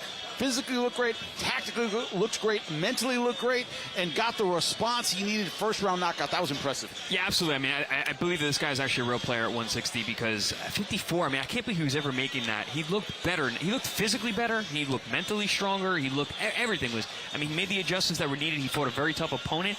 Also, you've got that in your head. Like, I'm coming off a loss. I'm fighting a dangerous guy. I didn't see any of that in him. He came out like he was the boss. He was in charge all night long. Got it done and won. And, you know, that tells me also that loss bothered him. Oh, yeah. He came back with something to prove. You know, he came back with that game face and that game face mentality, and he stepped on the gas and the accelerator from the first moment. I mean, he came out, started backing up the puncher right away. You know, the undefeated puncher right away. Didn't think twice about it, and effectively started doing it immediately. It was effective immediately, going to the body. You know, we were talking about George, you know, sometimes he starts slow and then he settles into the fight. Never let his guy settle into the fight. Yeah, this idea also, Luis George undefeated, first loss of his career, also a stellar amateur fighter, so the man has incredible technique, and none of it mattered tonight. When you look at that ability, as you said, Paulie, to step on the grass and be aggressive, Valle has that. That whole ProBox stable has it. It seems like they're constantly one-upping one another, and I think Marcus Valle brought it up another level here when you look at it. Yeah, I mean, we got what a crew. I mean, I love this graphic right here. You see the guys. We got our top tier guys, Nigel Lopez, Daryl Blas, Valsaint, who's actually in camp with Canelo right now, helping him prepare for Terrence Crawford. You got Zender Batar Erdenbat. He has been so impressive on our air. And Akatsugi, he's one of my favorite guys that we have. I mean, he's so fun to watch. Well, John Mindoro, we got to see tonight. He's on the precipice of stepping up. And then Emiliano Moreno, he's a guy who is blossoming in front of our eyes. We saw his first couple fights with us. He fought some really tough guys. Has really been impressive. Got a big win over a former opponent of mine, Eric Bonet, in his last fight. Looked impressive there. You know, this is quite the stable of our blue chip prospects featured here on ProBox TV. Yeah, Mindoro with all the knockout power, but I'll say right now, Valle has been stepped up more than Mindoro. Yep. You know, he's got one loss because he's also stepped up, but even the guy he just beat, solid opponent. Yeah, a very solid opponent, but this idea that they almost push one another to get a little bit better, to get a little bit, you know, almost trying to one-up one another. They all feel like they're in it together. What do you mean? When you're in a gym with a bunch of lions, everyone's hungry, everyone wants to outdo the other guy. You want to win every sprint. That's the competitive nature that you see in a gym, and these guys bring it into the ring. They not only do want to beat each other in the gym, they want to beat each other on fight night with their performances. Well, it's the same thing we have going on in our co-main event of the evening. The idea that there's nowhere to go, right? You have to win impressively. It's one of those where the loser takes such a big step down that it's almost unthinkable when you go in there, that you could possibly lose because it takes you so far out of where you want to go in your career. That is the tension in our co-main and main event tonight. Yeah, I mean, and all four of these fighters all understand that too, and that's why I believe they're going to be all fighting tooth and nail for this position, because this is their careers are on the line. This isn't quite a last chance opportunity or situation, but it kind of is for each and every one of these guys, and that's why they're going to go out there and perform at their absolute best, and it's going to be, I believe, tooth and nail each and every step. When you say Contender Series, what we bring you every single time is all action, 50-50 fights. That's exactly what we do, and it continues in our co-main event tonight. We keep on rolling. Check it out. So far, we're staying strong, working hard, getting ready for victory with God's help, and we're going to give our best and put on a great show at Pro Boxing this August 15th. There's no such thing as an easy opponent. Everyone in the ring brings something to the table. We've been preparing ourselves. We've been studying him. I believe we're going to give it our all. He's a good opponent, but we'll try to come out victorious that night, with our hand raised, leaving through the big door. I fight, I box, I work at mid-range. That night, wherever I feel comfortable, that's where I'll be using that style. I'm a guy who likes to work hard, as everyone knows, as Buck Santo knows. Every trainer who's trained me knows that. I'm a super disciplined guy when it comes to work, and I think I fit in anywhere, because everyone likes someone who works hard, and that's what I know how to do. A good fight, a war, because I'm going out there for the win. I know he's going to come in hungry too, because it's been a long time since he fought, just like me. That's going to be a war, so everyone should be ready for it, because it's going to be a war, God willing. There's being prepared, and then there's being prepared for a ProBox TV fight. Starling Castillo has looked good, Paulie, and he knows what he's walking into tonight, a very tough 50-50 fight. Yeah, absolutely. I mean, you sign up to ProBox TV in a main event or co-main event, you know you're in at a 50-50 fight for sure. And you know, it's a situation where it's tough, but you must perform. Yeah. And also you understand that a performance at high level against an opponent like this really elevates your status and gets you where you want to go. But the risk, the other side of it, is the losing. Like I said, these are all solid fighters. That a lot of fighters at the high level don't want to deal with them because they're not super known, but they're very, very difficult to deal with. So here at ProBox, what do? We match them up against one another, so the winner can elevate himself and continue to put that pressure on the big name fighters to fight them. But the loser has all that much more of a difficult time getting those big names. Look at the last two opponents, 25-1. He defeated both by decision. One of those, of course, Jesus Saracho, a very, very tough fighter. This is what we have coming, 10 rounds in the super lightweight division.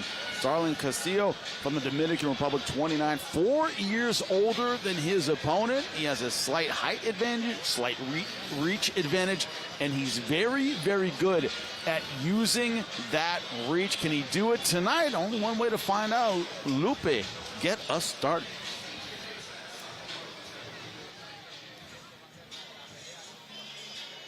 When I look at this fight, what I see, Starling Castillo, every tape we've seen, that ability to keep range on his punches, gets good flow, gets good extension. It's hard to get in that danger zone with him without getting hit. He's very, very tricky. He's very, very smooth, very, very poised, and a very dangerous and tricky left hand, man. He mixes it up in very various ways. He loops it, he throws it straight, he throws it to the body. That's really the shot that he's looking for. But extremely crafty, and it shows that he has a very, very deep amateur background. And that's why when you watch him, you're going to learn something. You're going to see some things that he does. You're like, wow, that's a nice little move that he's got there. But this young man right here, Shenard Bunch, and his team, they've done their homework. They know what they have in front of them. And I'll tell you, I had a lot of people reach out to me about this fight. A lot of people reach out like, "Oh, that's a good fight."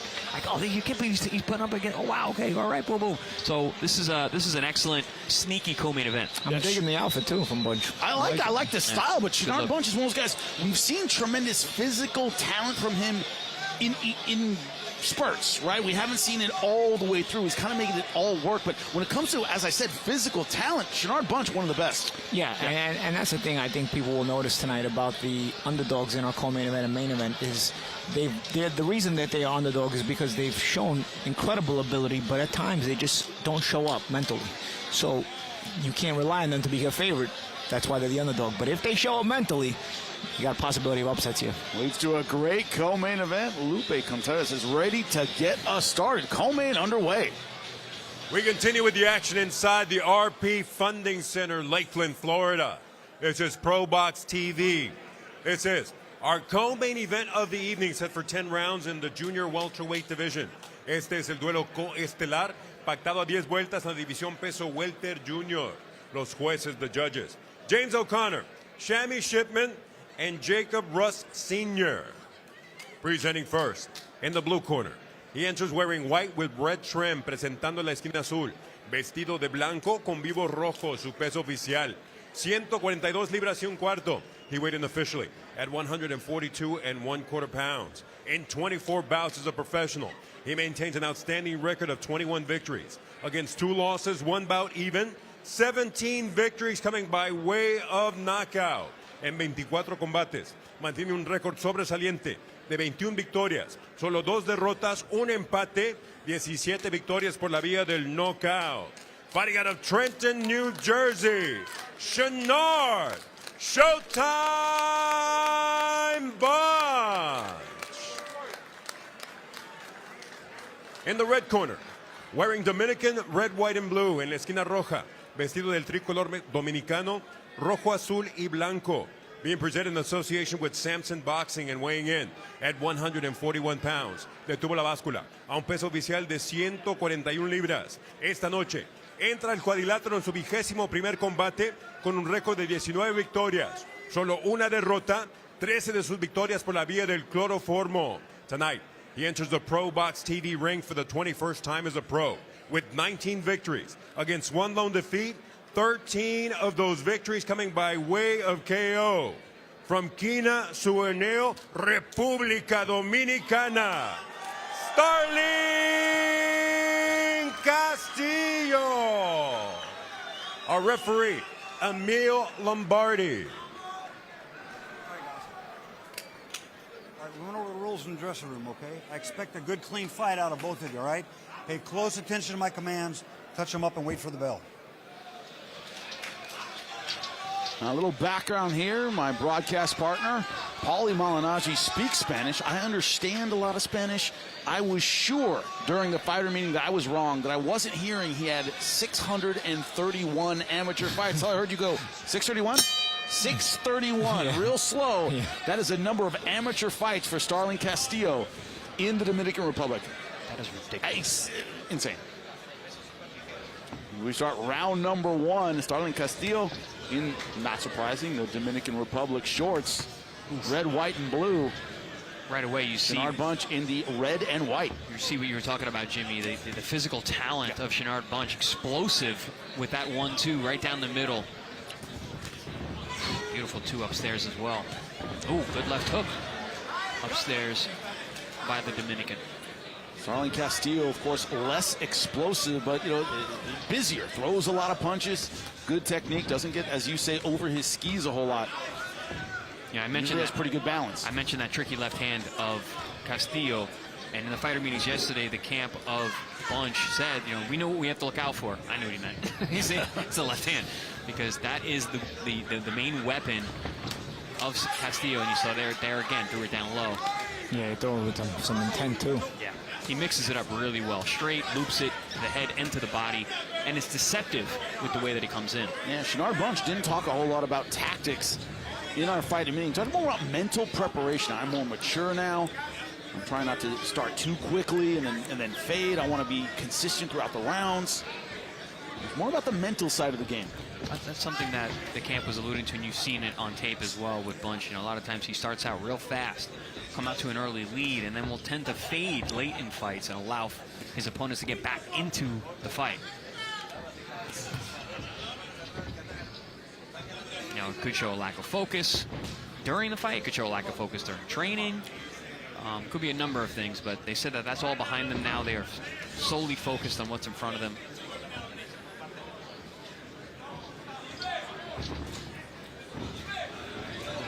Castillo, a former police officer, hence his nickname is the Police.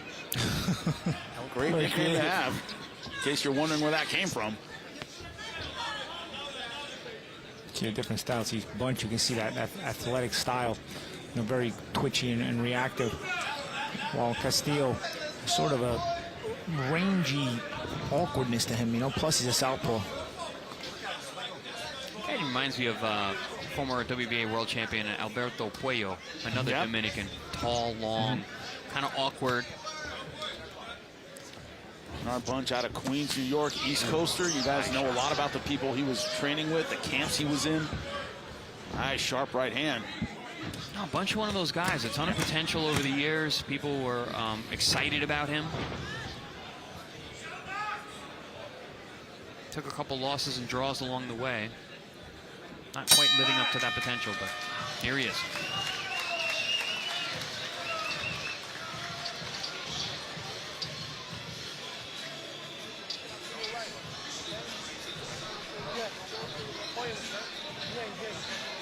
Yo quiero que tú uses la HP más, ¿ok? Cuando te hace eso, mira, saque aquí. gancho y sube medio. Un select pair. Tan, tan, tan. Pam, pam, pam. Y mueve, ¿sabes? Round number 2 about to begin. Shenard Bunch has been out of the ring for 2 years, the longest layoff of his career. You talk about starting quickly and fading a bit. You know, it's in the Brian Flores fight. He floored Flores in the first round, really hurt him as well. And then, as you said, Chris, had a tendency to fade. That ended up catching up with him in that fight, lost a decision. Scorecards, if I remember correctly, were kind of all over the place. Yeah, and Flores actually became that kind of guy, a little bit of a like a come from behind guy who could get floored early and sometimes bad, but then will come back to win. Shenard Bunch falling victim to that as well. I think that's why he was focusing so much on the mental side of just not falling into traps like that. Yeah, not inconsistent. Not the worst loss in the world, but also one of those ones that you probably shouldn't have lost. You should have been able to close the show. Certainly was expected to. And if you saw that fight, Flores wasn't a flash knockdown. Flores was hurt. Yes. Yeah. Yep. Dropped hard early.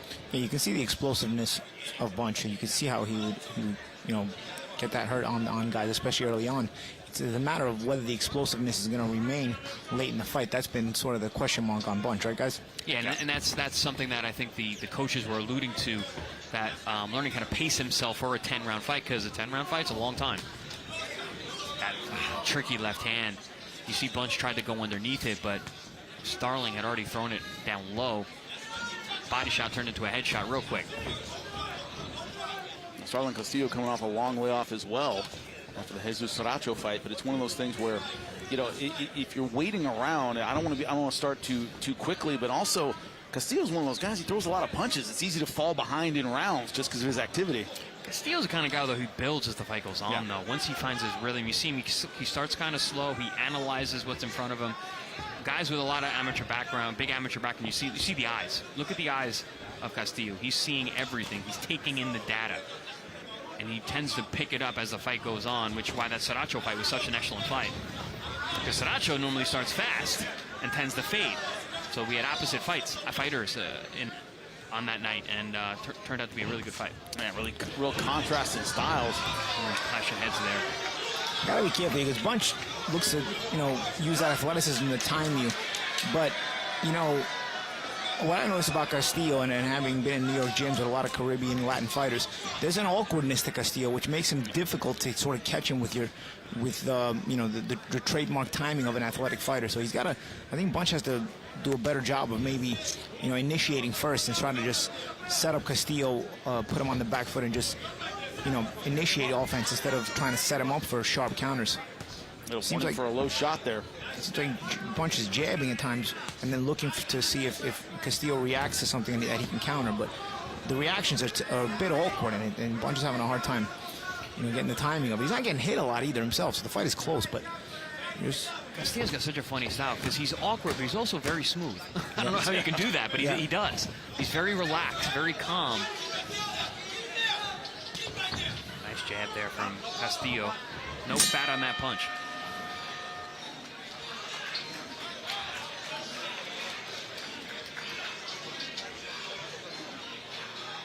It's like both guys kind of reading and downloading their information in these first couple rounds. We're seeing the contrast in styles. Bunch, athletic, explosive. Castillo, a hard-working guy with, as you said, Paul, he's sort of an awkward style. We'll see as the rounds go on, though, who has the faster computing and processing speed. I have a feeling it might be Castillo. And it could be because Bunch is more traditional, right? So there's less to figure out. Yeah, he's fundamentally... While with Castillo, you can go the whole fight without quite figuring out his awkwardness. Amateurs, who's a part of the national team alongside Shakur Stevenson, Errol Spence Jr. That's what you said about that excitement, Chris, of him going pro. Storied amateur career. Even Castillo mentioned, you know, he fought internationally. He had losses against guys like Andy Cruz and things like that. You know, so he fought at the international level for the DR team. With all those amateur fights, I guess you're going to, right? I believe he said he was in the finals of the Pan Am Games against Andy Cruz. They lost the decision. Yeah. Going to lose to somebody. Yeah, I mean, Andy Cruz is excellent. Yeah, I think most people lost Andy Cruz. Yeah. They still do. Yeah. We start round number 3. They'll battle the jab so far. Good shot. And Castillo. it looked even worse because Bunch was spinning around, so the momentum pushed him, but still a solid body shot from underneath. Nice combinations from Castillo. See, this is what I'm talking about. He downloads information the first 2 rounds, collecting data, analyzing, and then he picks it up, and he picks it up, and he picks it up. Seasoned veteran here.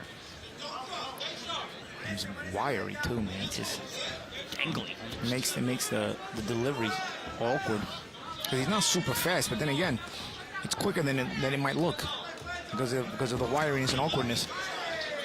He's throwing that tricky left hand down to the body.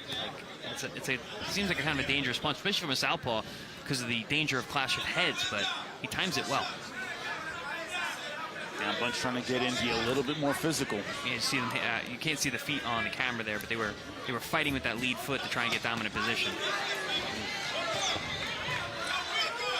See, again, the awkwardness made Bunch second-guess himself to punch in between there. There's an opportunity to punch in between there from Castillo, but because Castillo's so awkward, Bunch didn't take a chance to punch in between. Castillo has that nice ability because of the length that he uses that leverage really well. Not arm punching. He lets his body swing the shot, and it generates a lot of power on the end of the punch. Ooh, good uppercut there from Bunch on the inside, and a good right hand. He's got to be first here. He's got to continue. You can't. As Castillo's starting to dictate the pace as far as being first, Bunch has to start initiating as well and take that play away from him. Otherwise, Castillo is going to start to get comfortable.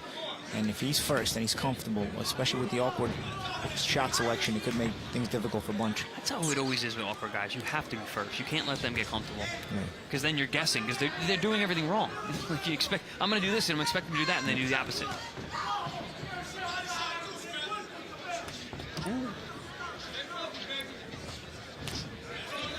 For fans of other sports, one of the analogies you have to understand is if you've seen a major league pitcher try to hit a softball pitch, they just don't. Well, they don't wind up like that. It's just different. They can't like quite a knuckleballer, right? Yeah, you just can't quite get it going. And Starling Castillo has that kind of style where his wind up is just different. It's very off speed. Yeah, breaks rhythm a lot. Bunch more of the fastball hitter. He has not found his timing yet. Real contrast in style so far, gentlemen.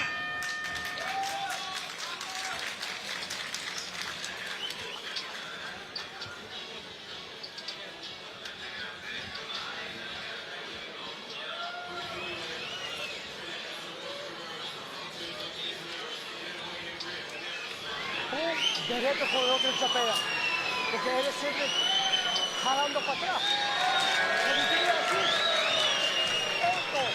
Yo quiero esto, maná, tan, guap, y guap, ¿ok?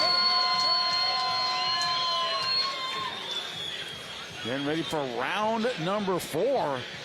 And a fight that so far, Shenard Bunch hasn't really found his offensive rhythm. Seems a little on the back foot. Now, this third round was a breakout round for Starling Castillo. You saw that awkwardness and the smoothness come into play, and the athleticism of Bunch was really nullified. You see the awkward shot too. I thought it was a body shot, right? That was a right hook. Yeah. It was a left uppercut, but it was with the palm of the hand. He didn't turn it over either. So, a little bit of a slapping uppercut, which is extremely rare, and a right hook behind the ear. So, Paulie, how do you do? You've trained with, as you said, some fighters from the islands who have this kind of awkward stuff. How do you counter this? As you look at the CompuBox totals, Castillo, you got to put him on the back foot and be way first. ahead. Yeah, you got to put him on the back foot and be first. You got to put him on the back. Especially Bunch has the speed advantage. Be first consistently. Put him on the back foot. Don't let him get confident with his awkwardness. Starling reminds me of a guy I used to spar that I learned a lot from when I was an amateur. Former WBO super bantamweight champion Mauricio Martinez. Yeah. Southpaw was wiry for his weight. At the amateurs, I was a featherweight, and Martinez was a super bantamweight world champion. Southpaw, and I think Castillo really mimics him a lot in terms of the wiriness and the awkwardness and the southpaw stance. Only difference is Mauricio was super dirty. I mean, this guy was like a junkyard dog. I don't know if Castillo's quite as dirty, but you can end up being dirty by accident because you're so awkward.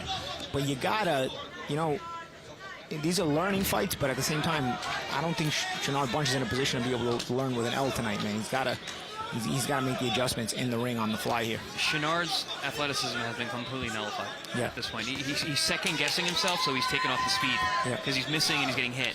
And he's second-guessing even the reactions because now he knows that things are so awkward that something might arrive that he's not expecting. That was a nice little uppercut on the inside from Castillo. Good right hand. Good right hand from Shenard Bunch. Castillo comes forward, though. This has been a really good round for Castillo as well. Good body work with both hands throughout. But yeah, you see a look of confusion on the face of Shenard Bunch. Too much waiting. Doesn't know what's coming next.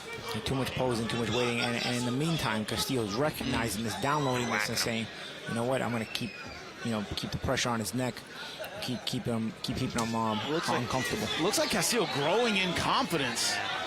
You know what this is making me think of? Jesus Saracho is really good. Yeah, Jesus Saracho is excellent. Really is. He is really good, but the guy doesn't show up in shape. He doesn't make weight. Man, what a waste. What a waste of talent. Frustrating. He's very, very talented. A little bit of that Pablo Cano mentality, right? There's guys that are like that. They like the fridge more than they like their bank account. You know? Nothing worse than wasted talent. Really smart guy said that. Right? Ooh. See right now, feeling it, throwing those long punches. Again, no being first from Bunch. Little clash of heads there. Not surprising with the different stances, but Starling Castillo now starting to really separate himself. This ref's got to be careful because he's been in the way a few times already. Great round for Starling Castillo. Guys like this, you want a more athletic ref. Yeah. This is not the right. This is not the right combination here. Look at the body position of Bunch in the corner. Is he feeling the body punches? I don't know if it's the body punches or it's just confusion, frustration, dejection. Don't like the body language I'm seeing from the Bunch corner. His trainer's trying to motivate him now.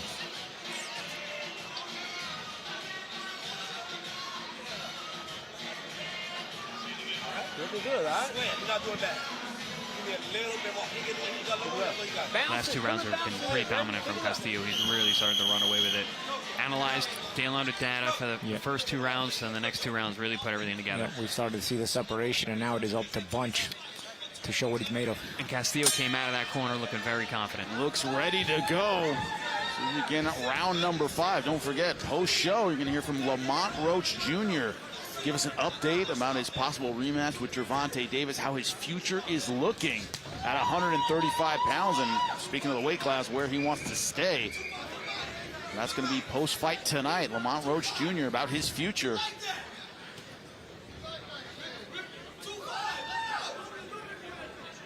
Right now, the present looking bright for Starling Castillo. That long, flicky jab out of the southpaw stance.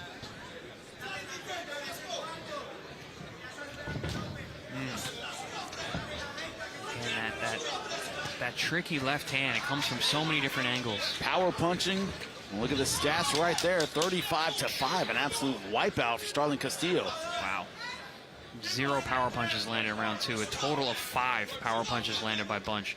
For a guy as athletic and as fast as he is, that's very impressive defensive skills from Castillo. But he's also not getting off enough. No. He's waiting too much. He's handcuffed. And being too defensive, you're not going to land punches either, you know? But that's what the corner was saying. A Bunch, we need offense. You got to put some offensive tactics together because we're not seeing anything. Yeah. And CompuBox followed exactly what they said. You know, it's when CompuBox confirms what we're seeing with our eyes. Yep. And that's when you buy it. Oh, good shot coming in. Good left hook there from Bunch. Real short. Caught Castillo. But all for that, you got to be first. You got to start to take the momentum back there. But instead, it's Castillo positioning himself in front. Oh, that was a slip. A little bit of cuffing shot. Tangled up the legs. Southpaw orthodox. But to your point, Paulie, Bunch then goes back to this waiting game and is letting Castillo be the initiator. He's also just letting Castillo be the boss. He's coming forward. He's controlling the center of the ring.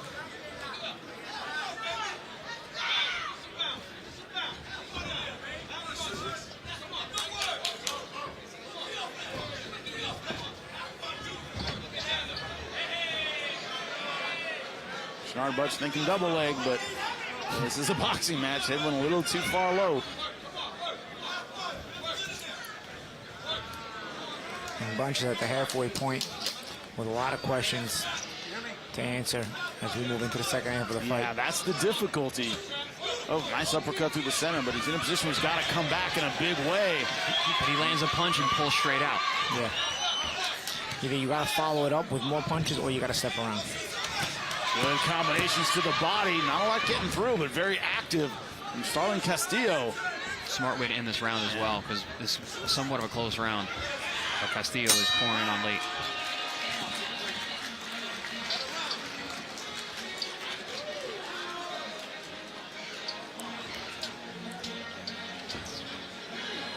Have fun. Come on. Give us a word. Look at me. Look at me. Check. Believe in yourself. Scrap. Look at me. Believe, baby. Come on. You can do it. Just move. Dig it out. Come on. Dig it out. All right? What we worked about. Move. Move, okay? He's trying.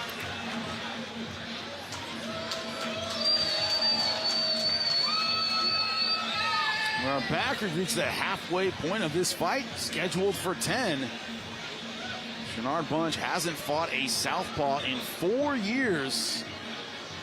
Could be a reason for his hesitance, but it's been Starling Castillo who has been the boss throughout this fight. Fighting his kind of fight, gentlemen. Active, busy, a lot of punches.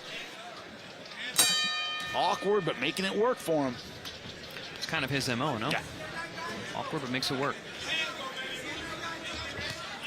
Shenard Bunch's corner urging him to let his hands go. Easier said than done.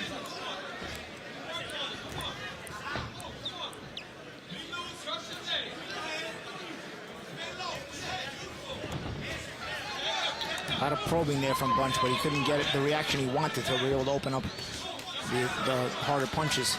Meantime, Castillo continues to press. Castillo does a very good job of controlling the ring, where he's able to cut it off, backs you up, corners you, steps with you. Yeah, and also probing an awkward guy ain't the way, because when you're probing, you're looking to set traps. Awkward guys don't react the way regular fighters react. That's a bit of a cow catcher. Remember that? Cow catcher? Yeah. Look in the head. That's exactly what he did. But also probing with a tall, long, rangy opponent is dangerous. Guys that can punch over and under. Yeah, a little bit of grappling going on. Not surprising considering the difference in builds and stances.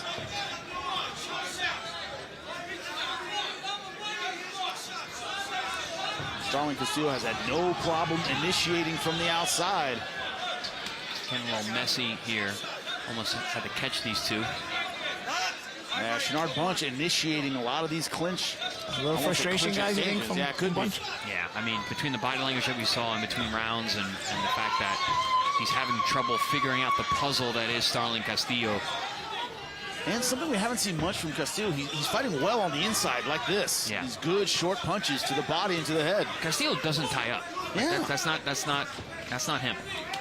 Oof, good body work.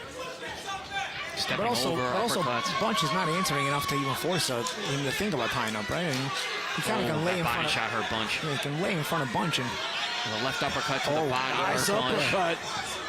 He's still feeling that body shot. Yeah. That uppercut to the head didn't help.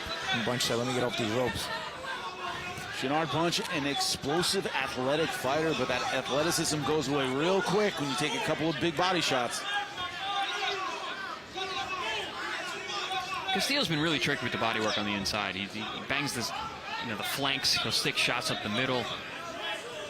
You don't really think of Castillo as a body puncher, but he does get them in there. It's part of his game. And again, the hesitation on the speed now of Bunch. Instead of a 1-2, it was a 1, then a 2. Yep. And that's why he was way off with the right hand. Where in the first round they were snapping. Yep. Bing, bing. Oh, good check hook there from Bunch on the way out.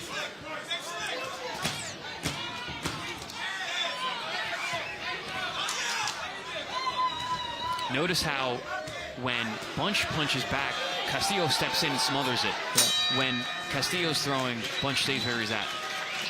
Good body work, some good inside punches from both fighters, but Starling Castillo doing a little bit better in those positions, gentlemen.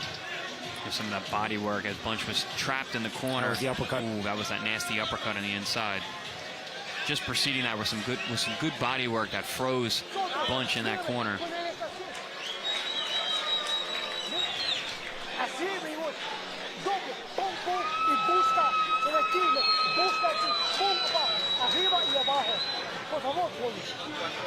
Judging from the body language, they're saying hit the body, go to those ribs. Can't hear what they're saying. And also, this is the body language of Shinard Bunch. Chris, you pointed out a couple times, not looking great. And Starling Castillo's already out of his stool. Starling Castillo stood up, and his coach looked over and pointed at Bunch's corner, said, "Look at the way he looks. Look at his position. He doesn't want to fight anymore." Starling Castillo, let me at him. That's what his body is saying right now. And look at the total punches landed. God, Castillo just putting more and more distance between himself and Bunch. Keeping Bunch to less than 10 punches around, less than 5 most rounds. Hasn't gotten to double digits in any fight, and Starling Castillo putting on some swelling also around the eyes of Shinard Bunch, around the right eye. Yeah, I assume that's probably from that uppercut last round. That was one of the cleanest shots landed by either man tonight. Here's Castillo just putting up numbers. Starting to wear his man down. And looking very confident. Ooh, Pez dispenser shot with that left hand. And then slid out.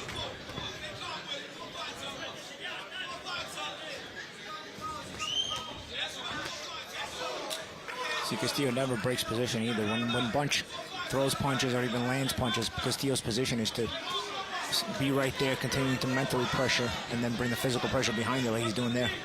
And gentlemen, we're used to Shinard Bunch starting out explosive, maybe getting a lead and then fading late. He didn't have a lead to begin with. No, he doesn't. He has to rally late. He doesn't have any wiggle room in this fight. That hasn't been his style throughout his career. But also, Castillo's a guy you don't want to give him an inch because he'll run with it. Yeah, credit to Castillo for taking control of the fight. You take control of the ring, you grab the bull by the horn, so to speak, and you let your opponent left realize hand.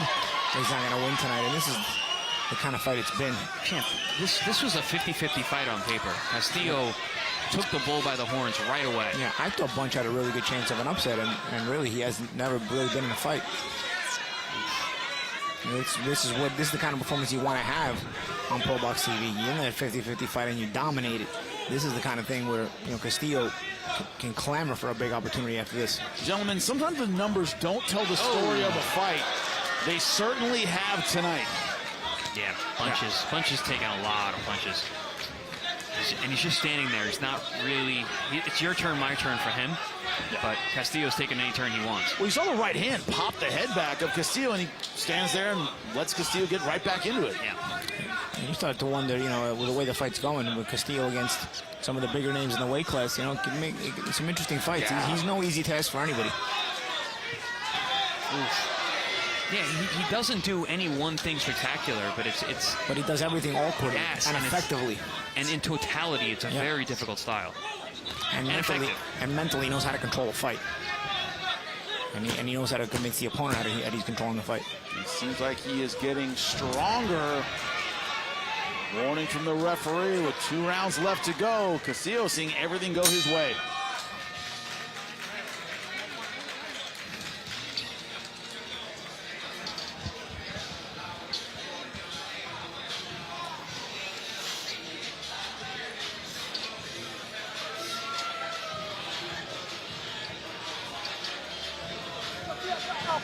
Afuera. ¿Ok? Estás haciendo esto. Aquí, por favor.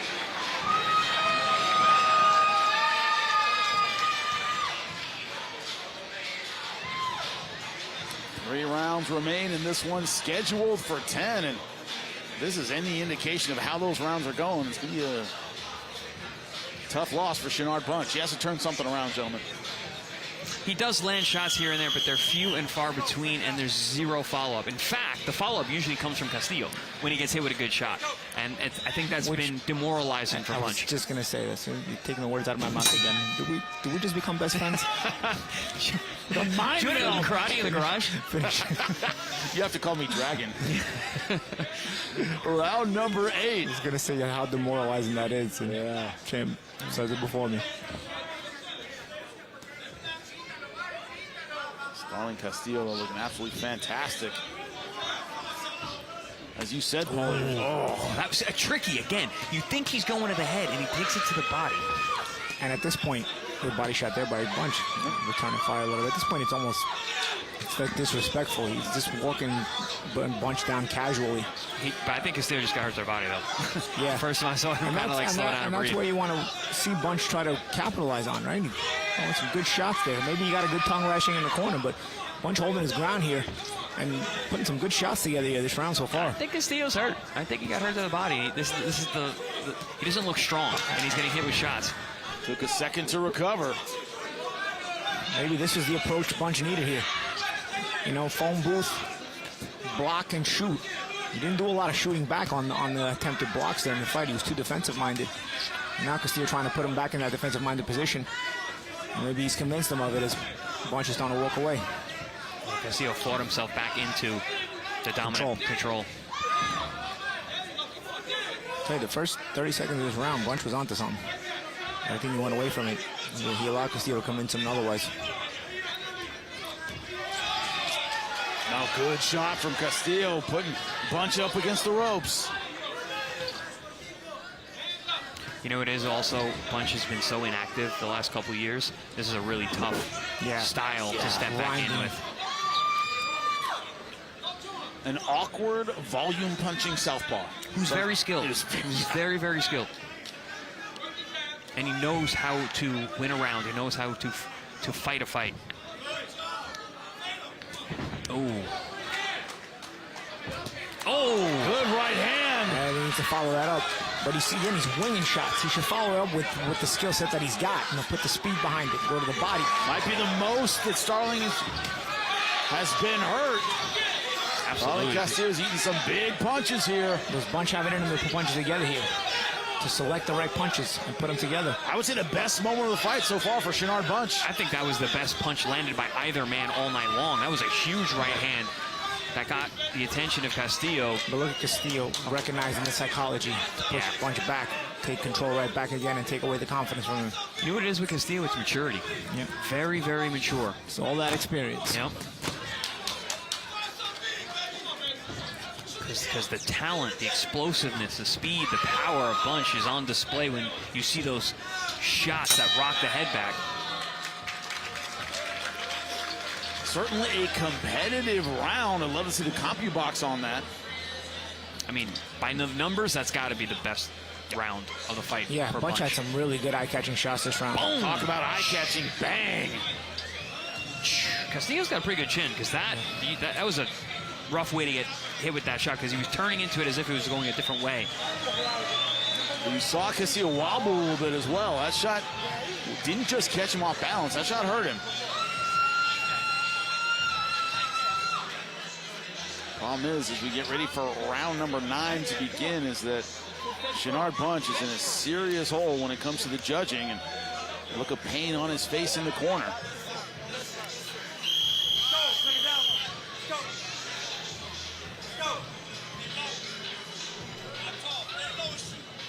Starling Castillo off his stool and ready to go. That's been a theme of this fight.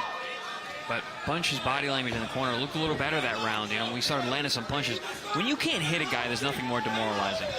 When you start being able to touch him, even if you could just touch him, just hit him with a big shot, you're back in the fight.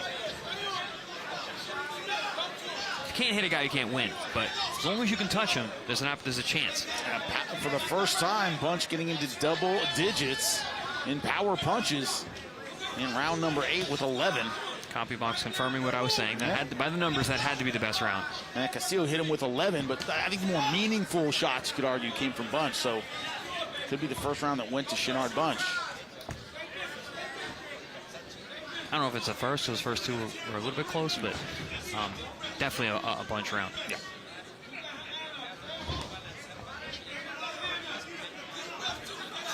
Now Shinard Bunch looks like he's waiting for his turn yet again. Castillo taking any turn that he wants. Castillo's good with the eye feints, too. He'll fake where he's looking to throw a shot.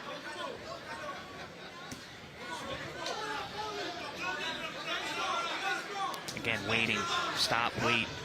Yeah. Staring. You know, Bunch had his best work done when he was at closer range last round. Now he's trying to get back on box on the outside, but I don't know if he has the conditioning for it, nor does he have the mindset for it at this point. He's got to go back and try to fight his way through like he did when he had success last round. Has to get through that jab, Starling Castillo, which has been on point this round.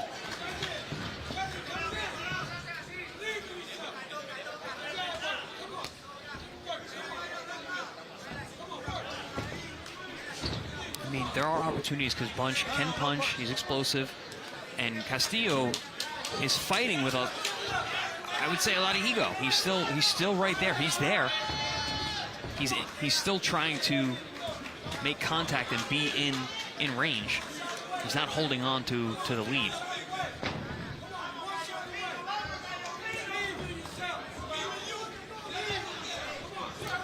Bernard Bunch's corner saying, believe in yourself. Urging their man to go forward. The problem is he has not really been the initiator throughout this fight. That can be so frustrating for a team when you know what your guy can do.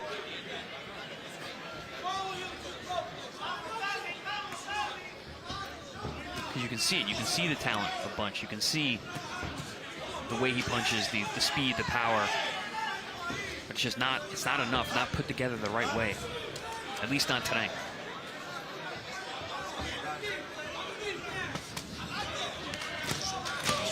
So we had success in the last round, is up close and personal. But not able to keep it there. Ooh.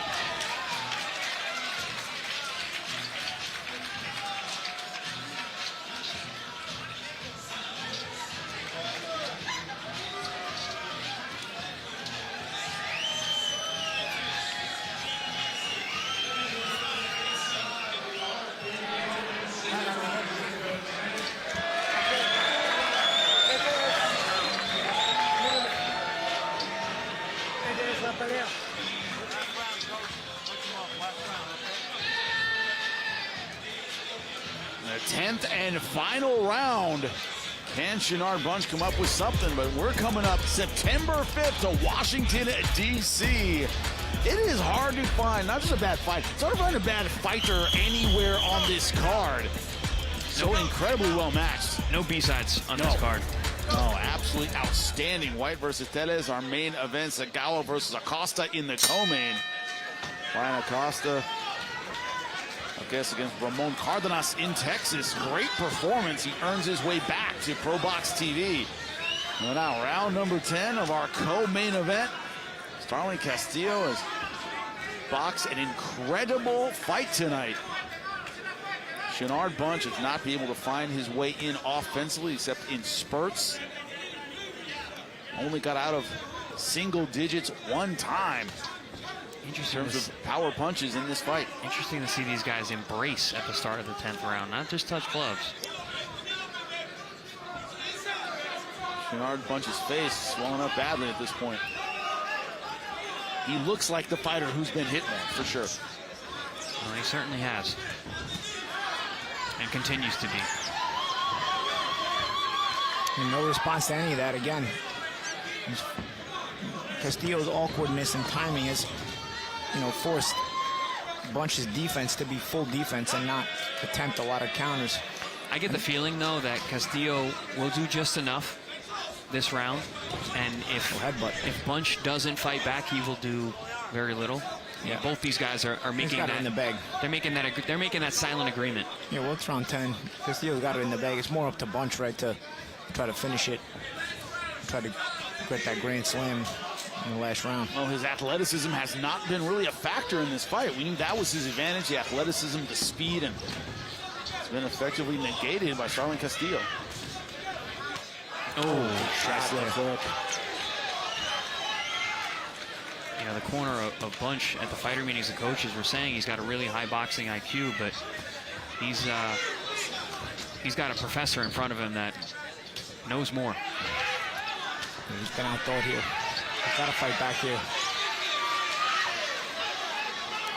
See, Castillo stepped out to not let Bunch have any chance to return fire, but yet he didn't go back too far enough to where Bunch could have a chance to rest. Oh, good shot there. Good right hand from Shenard Bunch. I think it's Castillo's like Gumby, too, right? Yeah, that's another thing. He's one of those guys I call a rubber band. Very hard to hurt. I know that's Castillo's nickname is El Poli, the police, but he should be El Maestro tonight. Putting on a masterful PhD-type performance. Good punch variation. He's been awkward. He's been unorthodox. He's had good volume, good accuracy. Good offense, good defense, good footwork. Paulie, Starlin Castillo's a problem. Yeah. He's a problem for a lot of guys in this division. And that's why I was starting to mention a couple of rounds ago how, you started to wonder about the matchups for him in this weight class, right? This has been a dominant victory in a 50-50 fight. You get a win like this, it might be left hook right at the bell. Great stuff from Starlin Castillo. Fighter out of the Dominican Republic. Might have hurt Bunch at the bell, right? Yeah, I think he did. That was a very left hook. heavy left hook right on the chin. Talk about giving him his all at the final bell. That was that big shot earlier in the round. And I think this is the final volley. That shot right there. That was one of the cleanest, hardest shots that Castillo landed all night. It was literally at the bell. And Bunch is in the corner. Not looking too happy. Obviously disappointed with the way things turned out in this co-main event. One of the themes tonight is these guys could not afford to lose, and he didn't just lose. I mean, he was outworked throughout this fight. Outclassed, outworked, outclassed, outpunched. When the CompuBox numbers tell us what we see with our eyes, that's right. Look at this: jabs 52-15, 126-33, 178-48 in total punches. Body shots are an absolute wipeout. Numbers, this is one-sided, and also the idea that Bunch had a couple good punches, a couple good moments, but it was downhill throughout this fight, gentlemen. And keeping your opponent's total punches landed under 14% is very impressive. Very difficult to do. The only question left is how did the judges see it? And the only person who can answer that is the man with the scorecards, Lupe Contreras. Ladies and gentlemen, after going all 10 rounds inside the ProBox TV ring, the official scorecard reads as follows. Damas y caballeros, después de completar las 10 vueltas, estas son las cifras oficiales de los jueces. Los jueces Russ Sr. y Shipman entregan tarjetas idénticas de 98-92. Judges Shipman and Russ Sr. turn in identical scores of 98-92. And Judge O'Connor scores it 99-91. Y el juez O'Connor anotó 99-91. Los tres a favor del vencedor por decisión unánime. All three in favor of the winner by way of unanimous decision. Ripping the DR, El Poli, Starlin Castillo. The boss, Gary Jonas, said it. He says, I set up 50-50 fights. If you are outstanding and show that you're not on that level, that's when you're a star. Certainly could be a star-making performance for Starlin Castillo. Paulie, we said it on paper. This is supposed to be 50-50. It was anything but. Yeah, and that's the kind of performance you really want when you want to open up eyes and you want to get people's attention at the very top of the weight class. Because if you do it at this level, well, then the only other avenue for you is the top of the weight class, and you start to wonder who can you match them up with. Does anybody have the courage at the elite level of this weight class to take on a guy like this? Mark my words, we are going to see Starlin Castillo in a big fight next. Watch. That's a bold statement, my friend, because he's a guy who's going to give problems to just about anyone. No one's going to look good against this guy. No, listen, he's got a good record. He's 21-1 with 13 KOs. He's got a slew of good names on his record that he's beaten. He's beaten 3 good guys in a row record-wise. He's got enough fights. He's got enough experience. He's got the performances. He's got a good platform. He's got it all. Well, speaking of having it all, we have a great main event coming up. Muhammad Kuya Yaqubov versus William Foster III. When you talk about not wanting to take a step back, always wanted to be the best. We're about to find out right after this who's number 1.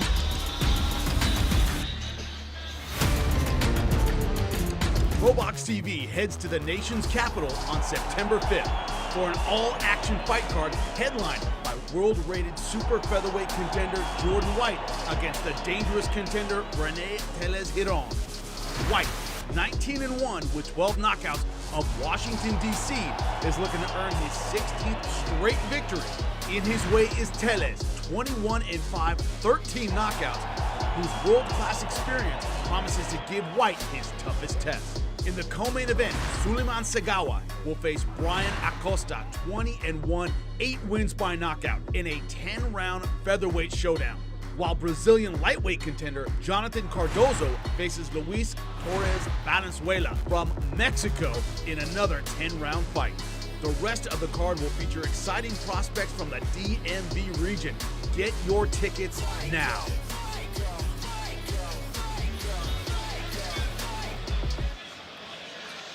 Well, September 5th is going to be absolutely outstanding. Tonight has been great. A theme that I think is underrated when it comes to elite athletes is consistency. It's not going to do it in spurts. Can you do it day after day and fight after fight? That is the question. Answered in the co-main event. Starling Castillo looking very, very consistent. Shinard Bunch, athletic, explosive, couldn't make it happen within the rounds themselves. But in our main event, same thing. As the fighters make their way in, it is William Foster III. You know, a little Mortal Kombat going on here, but this idea, Paulie, that he has shown flashes of greatness. He has shown his boxing ability, shown his boxing IQ. Can he do it consistently? That is the question tonight. Well, yeah, that's a big question. You know, we had the same question about Shinard Bunch, and he was not able to do it consistently at that level, you know. As a matter of fact, he came up very, very much short, a lot shorter than we even expected. You know, the thing about Foster is he's kind of in the same boat. Again, I mentioned at the top of the show, wins against guys like Edwin de los Santos, you know, but then again, takes losses when you start to wonder, you know, why he looks so lackluster. So tonight against Yaqubov, he definitely cannot afford a lackluster performance because Yaqubov is a high-level fighter. Yeah, he just made his way into the ring. The only loss of his career to Oshaki Foster. A fight, Chris, he was very much in. It was not a one-sided fight. It had landed some good punches, tends to awkwardly kind of clear distance with big punches, but it worked even against a boxer like Oshaki Foster. And that resume, he's looking for, once again, to get to the top of the heap, and this is the way to do it in the main event tonight. Yeah, absolutely. He's got a ton of experience in the pro ranks. He's been 12 rounds a number of times, been 10 rounds. He's been 12 with Oshaki Foster, who is a current world champion and a very, very tricky style to look good against. You know, he's a short guy for the weight class, fighting a very tall guy in the weight class, so it's going to be about distance. This is a fight all about real estate. You cannot take a step back. You have to be consistent from bell to bell. That has been the theme tonight. Can he do it? Well, let's take a look at the numbers and see what separates these two fighters. At this crossroads fight in their careers, no one can afford a loss. 30 and 31, very similar in age. And Chris, you nailed it. 6-inch height disparity between these two fighters. Only a 1-inch reach advantage for William Foster III. But it's Yaqubov who has to clear distance and get to the head of the much taller fighter. How can William Foster III use his boxing ability? That's the question here for our main event. We are ready to go. Lupe Contreras, get us going. We continue inside the RP Funding Center, Lakeland, Florida. It is another edition of ProBox TV, this contest. 10 rounds on the line, the vacant US WBC Super Featherweight title. Este duelo, 10 vueltas en juego. El título vacante estadounidense del CMB en la división peso super pluma. World Boxing Council President Mauricio Suleiman, our supervisor this evening. Michael Hamlin. Our judges scoring at ringside. We have Michael Russ, along with Bratton Jackson and Max Parker Jr. And now, ladies and gentlemen, prepare to be entertained. The Pro Box main event is on now. Presenting first, in the blue corner, he enters wearing black with green trim, presentando la esquina azul, vestido de negre con vivos verdes. Esta noche, este clasificado mundial entra en su 22º combate a nivel profesional, con 19 victorias, solo 2 derrotas, 11 de sus victorias por la vía del knockout. Tonight, This world-ranked contender enters the ring for the 22nd time as a pro with an outstanding record of 19 victories. Against only 2 losses, 11 of those victories coming by way of knockout. Fighting out of New Haven, Connecticut, the silent assassin, William Foster III. Across the ring, the red corner, wearing black with red trim en la esquina roja, vestido de negro con vivos rojos, su peso oficial, 129 libras y media. Esta noche, este clasificado mundial número 5 del CMB entra con un récord de 22 victorias, solo una derrota, 12 de sus victorias por la vía del cloroformo. Tonight, this world-ranked number 5 contender by the World Boxing Council enters with a record of 22 victories. Against 1 lone defeat, 12 of those victories coming by way of knockout. Being presented in association with Samson Boxing and representing Isfara, Tajikistan, Muhammad Yaqubov. With final instructions of referee Christopher Young.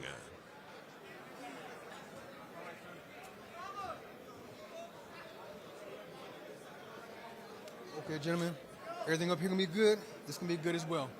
Okay, gentlemen, you know what time it is for the USNBC title. Fight hard, fight clean, catch them up. Gentlemen, are we sure about that 6 inches? Because he looks a hell of a lot taller than 6 inches. His advantage over his opponent, Yaqubov. William Foster III towering over him. Yeah, I said that yesterday at the fighter meetings. I was like, wow, Yaqubov is really short. And Foster very, very tall for this weight class. Christopher Young gets us started round number 1. William Foster III in the green and black. Muhammad Kuya Yaqubov in the red and black. His trainer said he usually goes by Muhammad. You can just say Muhammad. All right, whatever. Mostly Yaqubov we're going to say, but this guy's got to be able to get in. All smiles right now from William Foster III. He's having a good time. Yeah. I expect this to be a very tactical early on. These guys, high level, going to be a lot of push and pull back and forth.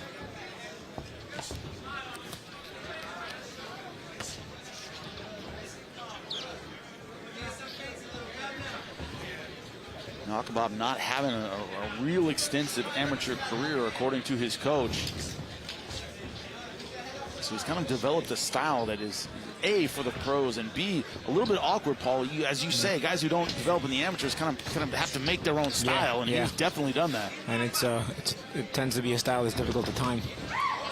Also, he's kind of compact too, so he kind of fights his strengths, right? It's a little bit of a mirror match of our last fight, where you've got one guy who is athletically gifted in Foster, and you've got another guy who's awkward but makes it effective. I don't expect the same result, as the last fight, but interesting that we have another matchup like that. And also we have another Orthodox versus Southpaw battle. Yaqubov coming out in the Southpaw stance. William Foster III coming out in Orthodox. Yaqubov throwing that nice straight left hand down to the body. Good weapon against an Orthodox fighter as a Southpaw, and one that's taller than you as well. And battle the footwork as well. This lefty-righty matchup as they tend to be. And then you see Foster, he's using that overhand right quite a bit.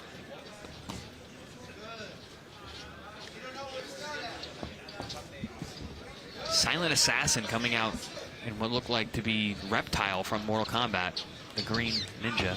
Oh, you remember it well. You know who that is. Yeah. Classic video game from the early 90s. Good body shot there from Yaqubov. Yeah. Very good. Also, counter right hand from Foster. Attempt at a shoot there, from Foster.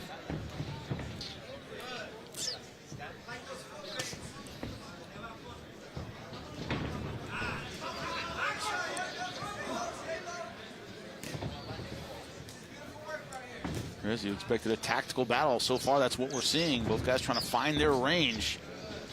Both guys are playing excellent defense. You saw Foster earlier, who was not unwilling to be clinched. Use some little fancy movement. Good right hand from Foster. Yeah, tough around the score. Yeah, I think this is going to be a tough fight to score. I think these guys are going to be like this throughout.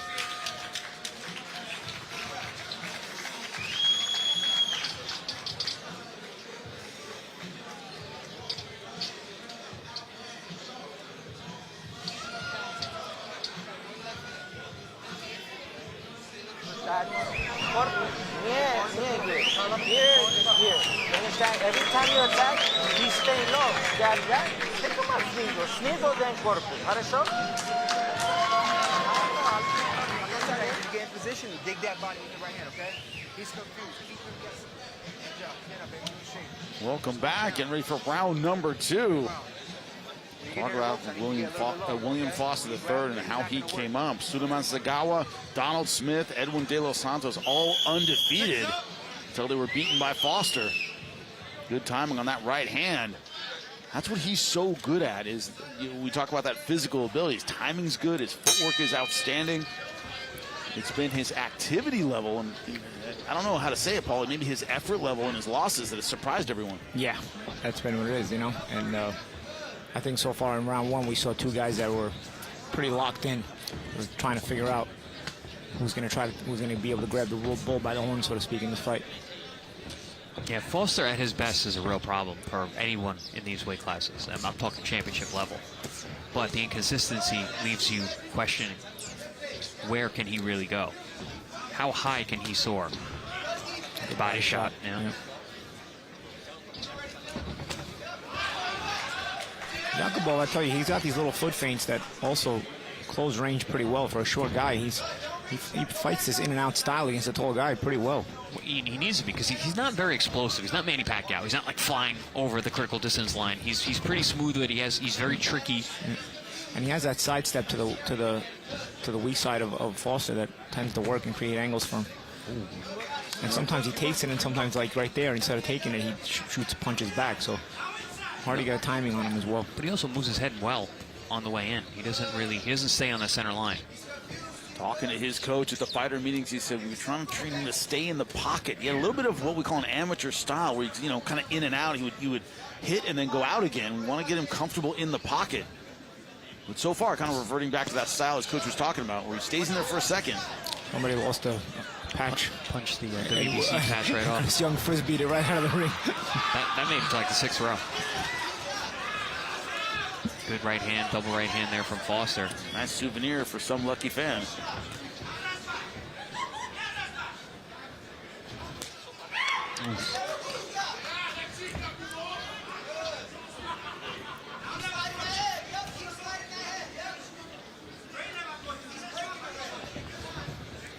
Foster, I like the way he changes speeds on his punches.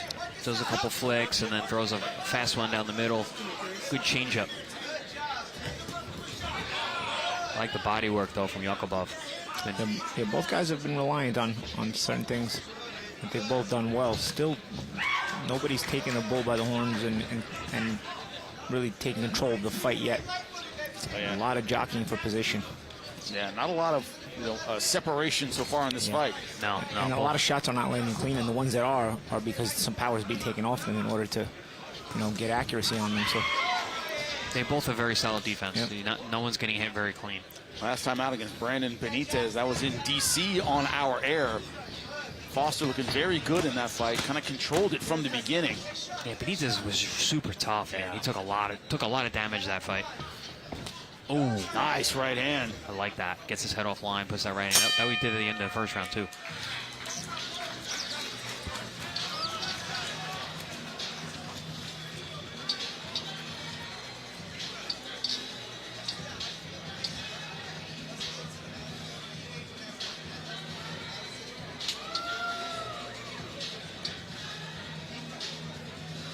Side, you gotta work. Corpus, slizo, back boy inside. Okay? When boxeo, cut him out, boom, boom. I want 2 punch, 3 punch, not 1. William Foster III not sitting down in his corner. I think he liked the way things went in round number 2. Good stuff with the right hand against the southpaw. Yeah, beautiful getting his head offline and putting the punch on the line. Great weapon against the southpaw. Didn't land as clean as I initially thought, seeing that on the replay. But that's been a good weapon for Foster tonight, getting that head offline, putting the right hand down the middle. It's essentially been that punch versus the body punching of Yaqubov. One thing we were wondering about, gentlemen, was the activity level of William Foster III. Certainly picking it up in round number 2 and starting out round number 3. Very, very active with the lead hand. Oh, good shot there from Yaqubov, though.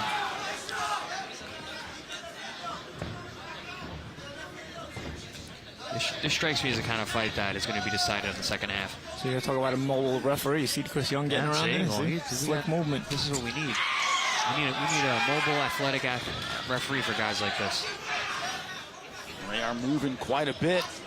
Yaqubov committing to that overhand left we talked about. The only loss of his career, a decision loss to Oshaki Foster, current world champion.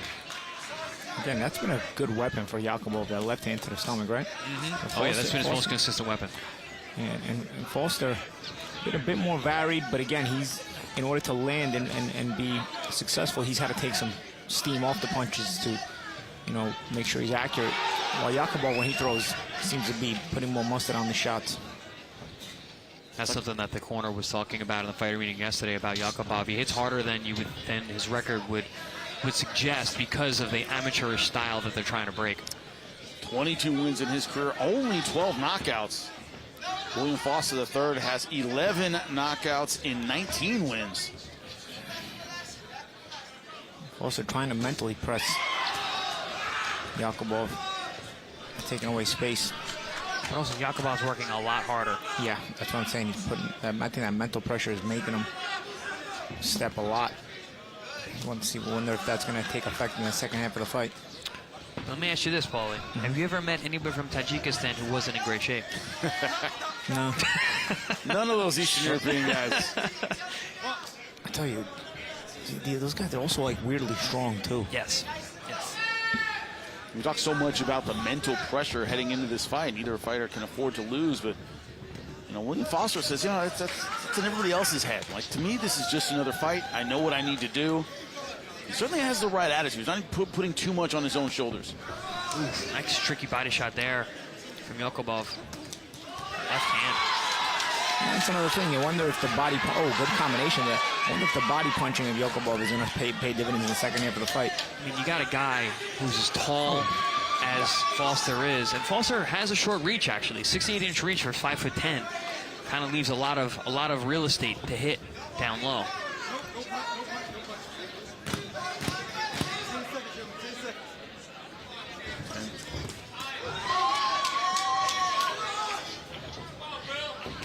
Ooh.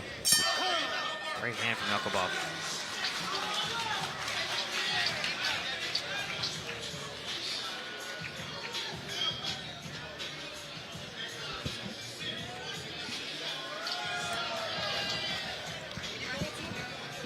Back. After combination, step turn and keep working. Listen, you're looking for one punch. I don't want one punch. I want combination. And then give me a movement. Хорошо?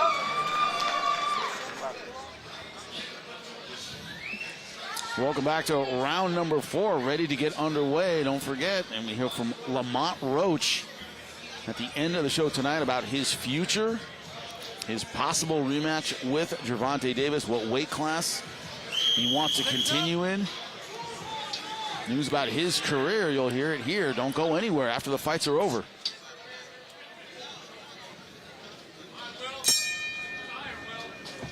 Round number 4 begins. We're seeing the style of both fighters. Both fighters are basically doing what they said they were going to do. And one thing is Yaqubov still getting in and out a bit. Yaqubov has the advantage in total punches landed, 28-22 according to CompuBox. Yeah, but that all really happened in the last round. It was very, very nip-tuck for rounds 1 and 2, but Yaqubov had a really good round 3. Yeah, and had some good steam on his shots that were eye-catching. But again, you see how Foster does a good job of playing the position game and forcing Yaqubov, like you said, champ, last round. Work really hard and move a lot. Yeah, but Yaqubov's catching up because of the body work. Yes. You know, he's working a lot. He's gas tank's going down, but he's also landing so many effective body punches. And you said gets underneath the punches very well. Also has that weak side exit like that. Gentlemen, it's like trying to hit a fire hydrant. Right? It's just right underneath. A moving fire hydrant. Moving fire hydrant, yeah. Doesn't give you a whole lot of targeting opportunities. I think there's got to come a point in the fight where Foster does well with these little headbutts. Watch out. Foster does well with these taking the steam off the punches type of shots to hot shot and land, but he's got to start mixing speed and sometimes taking it to a higher speed and higher intensity. Because Yaqubov is starting to raise his intensity more consistently. And Yaqubov had a 2-month camp to get ready for this in LA. Footwork, that was Tangling the feet. But a good body shot nonetheless from Yaqubov. I think Yaqubov's feeling much more comfortable on defense now. That's why you're seeing him starting to punch harder. Ooh, like that. Starting to be the bully a bit. Foster's going to have to start coming with some counters for those body shots. He's got to start taking away the intensity and the excitement level of Yaqubov's body punching. And the only way you do that is to make him pay for throwing them. And right now, Yaqubov is not paying for throwing those body punches. In the fighter meeting, Yaqubov told us, he said, I learned on the street. I didn't have really an amateur career. I learned in the street and then went straight into the pros. I'll tell you, he's learned to box. He's looking really good. Moving his head offensively, defensively. His movement's good. Got clipped with a good right hand there. Ooh. This is not a your turn, my turn fight. These guys are punching with each other.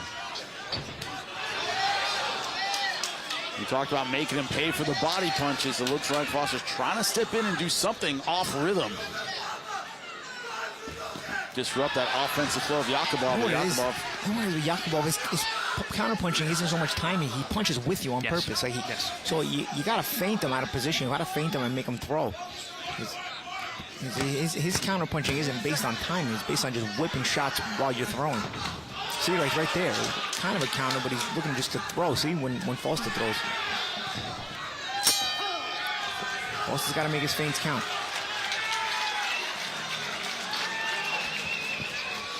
Yaqubov's conditioning looks to be excellent. He moves all around, and he throws punches, hard ones, consistently. Anything he can throw when he gets inside, right? Boom.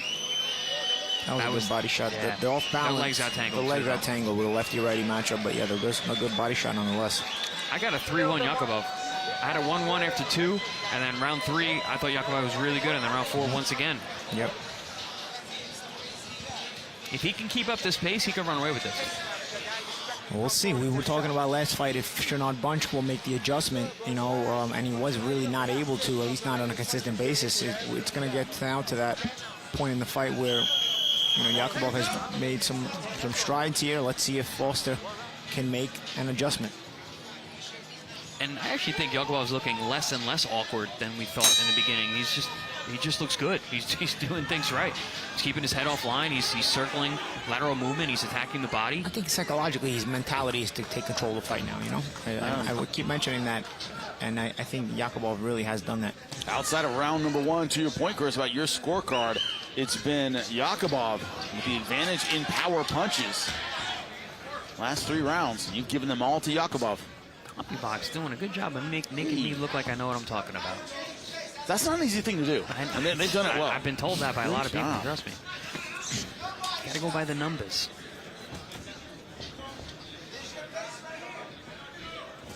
Ooh, that's a tricky body shot.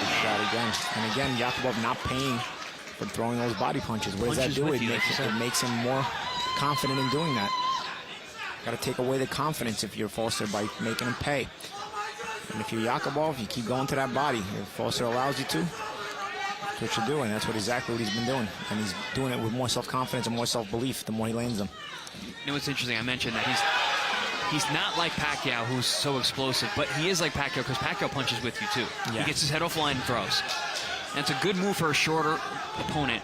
Look at that nice foot feint there from Yaqubov. Again, those are the feint that's doing it. And I was talking about Foster needs to be doing a lot of that because Yaqubov tries to throw with you. Yeah. So it's Yaqubov who's been foot feinting really well throughout the fight. Brandon Benitez fight, as we said in ProBox TV on our air in DC, he was outboxing him throughout that fight. Didn't have to come back, didn't have to rely too much on his power. May need a different tactic tonight. You notice Yaqubov has a recognition of if he puts Foster out of position. If he puts Foster out of position enough, he steps straight in because he knows he can attack him. If Foster doesn't lose his positioning enough, what you notice is Yaqubov steps weak side, steps around so that just in case Foster can throw back, he takes it away from him. So good recognition on the entrance. You notice sometimes he steps right in.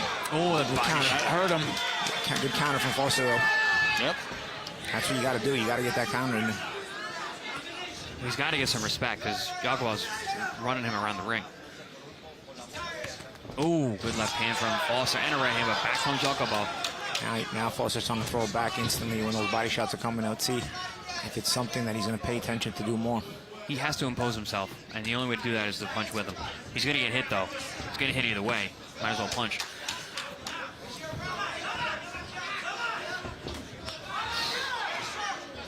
Good short combinations again from Yaqubov. It's another one of those situations where watching a guy's like, oh, this is a lot better than everybody thinks. This guy's a lot better than people think. Yep. Yeah, because Foster's no easy guy to deal with. Oh, good body shot again from Yaqubov.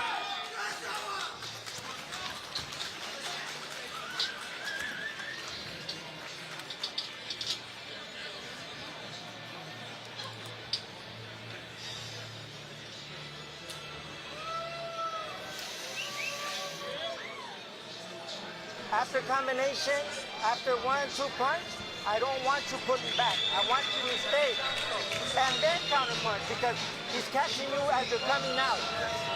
Okay?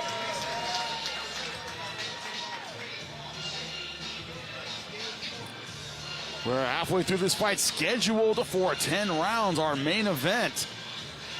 And it has been Muhammad Yaqubov imposing his will since round number 2. Power punches just like that, Chris. Imposing his will and showing his skill. I'm really impressed with how he has been able to develop his style. I've never seen this version of him. He's very complete tonight. Offense, defense, head movement, staying off the line, punching with you, head and body. Yaqubov's doing it all right now. William Foster the third. And at a high pace, Jimmy. Yeah, who has to figure out a way to turn the tide here. He just landed a straight left hand to her body that buckled Foster. Foster tried to show it, pretend that he didn't, but he's still in the position that he put him in. Can Foster put together a sustained attack? Right now it's been mostly either pot shots or responses. Can he put together a sustained attack? Can he lead with a sustained attack? Because right now it's really been Yaqubov leading with the attacking mindset throughout the fight. It's hard when you're consistently hurt to the body. The guy does not miss the body shots. And they add up. Oh, nice hook over the top. Right hand hook from the southpaw stance. We just saw for the first time Yaqubov actually pushed Foster backwards. Now getting more physical with him. Foster doing a lot of smiling, but I think it's more out of frustration at this point.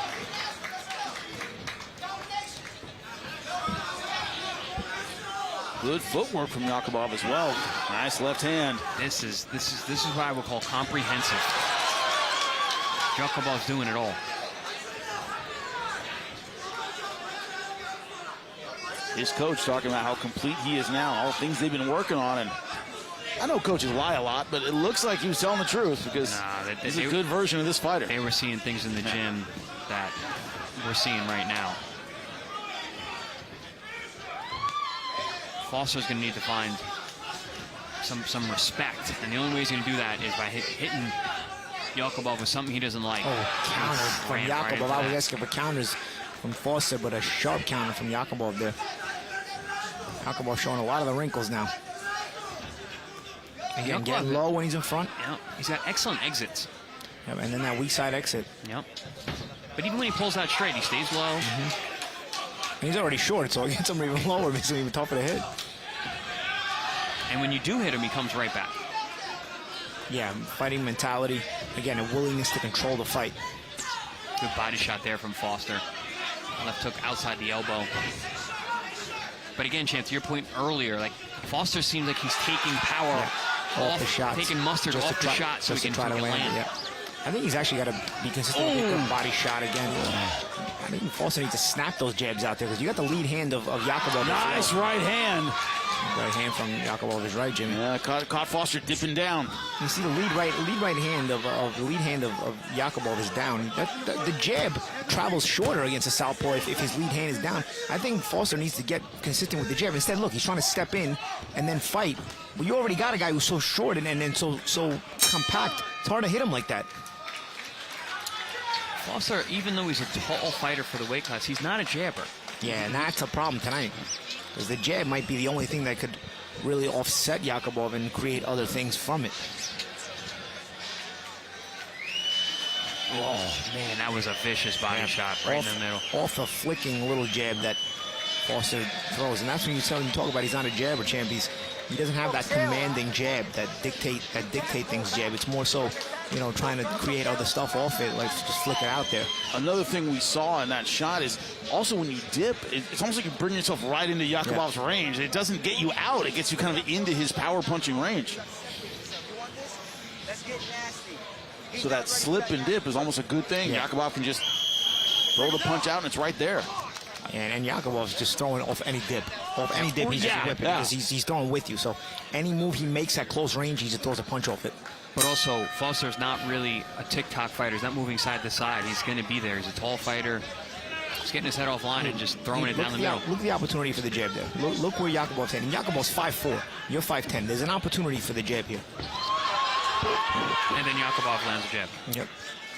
Also, if you're worried about the counter left hand, okay, you think. Oh, good right hand from Foster. Round number 7 and a good right hand for Foster. Can he follow up on it? Foster definitely got a lashing in the corner. Tongue lashing. Got to go out there and get some respect. They want the overhand right. I see the way they're calling for it in the corner. With the body shot from Yaqubov. It's too complicated of a punch when he gets a short guy like this, though. Yeah. I think you shoot the shot underneath either as an uppercut or as a shot to the solar plexus, right hand to the solar plexus. Again, also an uppercut if you're Foster. I think the overhand right, these two down low is Yaqubov. It's not there. As you can see, he gets underneath all those hooking right hands. And then maybe if you land a few of those, it may pick him up before the overhand right. Good body shot from Foster there. It looked like it buckled Yaqubov for a moment.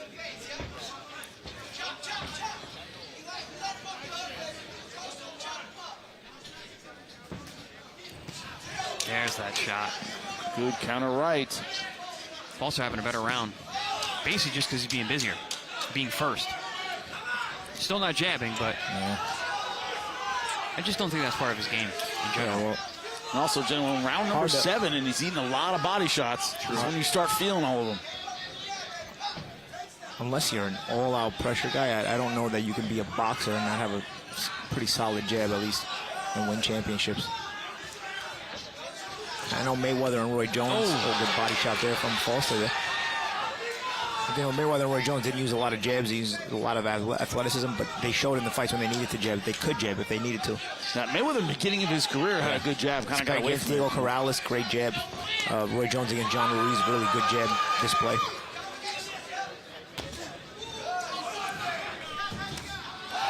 Foster now stepping in hard with the right hands, trying to dictate, and this is what he needs to do. Physically trying to get back into this fight. It's William Foster III, and he is certainly behind on our scorecard. It's the most competitive round since the first two.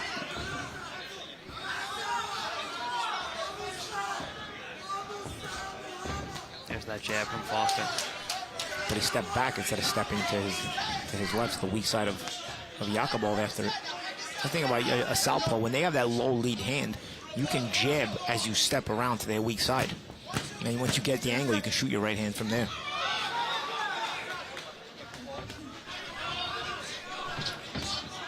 Oh, Foster III finding some success in this round. Can it continue? Good round for Foster. Yeah, he did. He made the effort.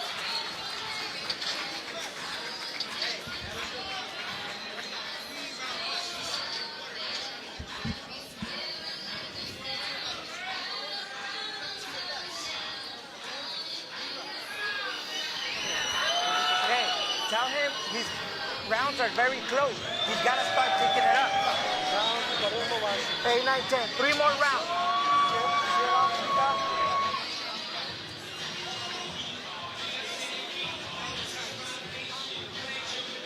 Well, certainly a better round 7 for William Foster III.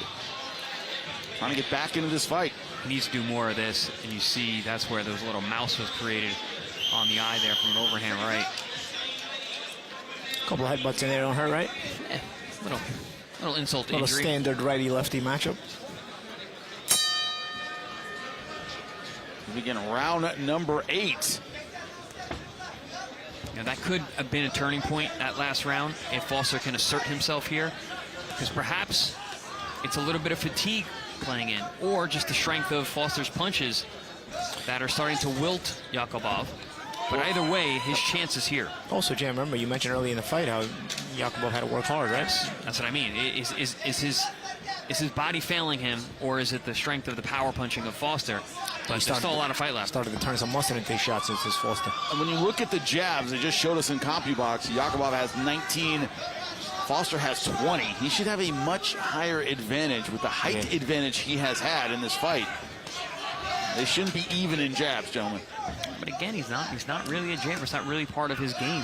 And it's showing tonight against a guy who's in and out, moves really well, has good head movement. Gotta be honest, even that 20 is very generous. You know? Yeah, I mean, and a lot of them are probably pawing anyway. But I bet you the 19 that Yaqubov's landed, they're more assertive like those. I haven't seen a jab like that land from Foster all night. A little short hook there on the out from Foster. Yeah, that's something Foster has shown in the past. You know, those last fight with Benitez, he's durable. He takes punches well to the head and to the body. It looks to me like he's going to have to just go for broke and put his power on display. Going to get hit, but at this point, it may be only hope that Foster has. Short shot. Get back in this fight is with his power. Assert himself, as you said, score some knockdowns. I don't think he's that far out of the fight that he needs necessarily knockdowns to be in this. I mean, he won the last round. There's still this round and 2 more after. Is he winning this round, champ? I think so. I gave him the last round. I think I gave him the first round, or I gave him one of the first 2 rounds. The last round, this round. Well, let's just say a knockdown wouldn't hurt anything. No, well, it would hurt Yaqubov. Good stuff from Yaqubov. Just as you were talking about Foster having a good round. I mean, there's a nice Tajikistan contingent here. There is. They are chanting loudly. Getting behind their guy. Oh, good hook there from Yaqubov. Slides away. Oh, headbutt, little body shot, a little of everything in that exchange. Body shot, headbutt, shoulder butt, all together. Champ, earlier I asked you if you knew any fighters from Tajikistan that didn't have a gas tank. Do you know any fighters from Tajikistan? No, but no. I knew one guy. My brother used to know him from Tajikistan. Guy never lifted a weight in his life. My brother took him down to the bench press. Guy lifted 300 pounds. That's crazy. It's naturally strong. Of course.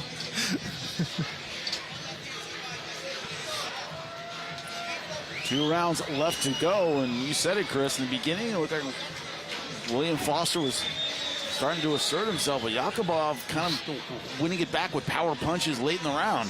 Yeah, that ended up becoming a hard round to score.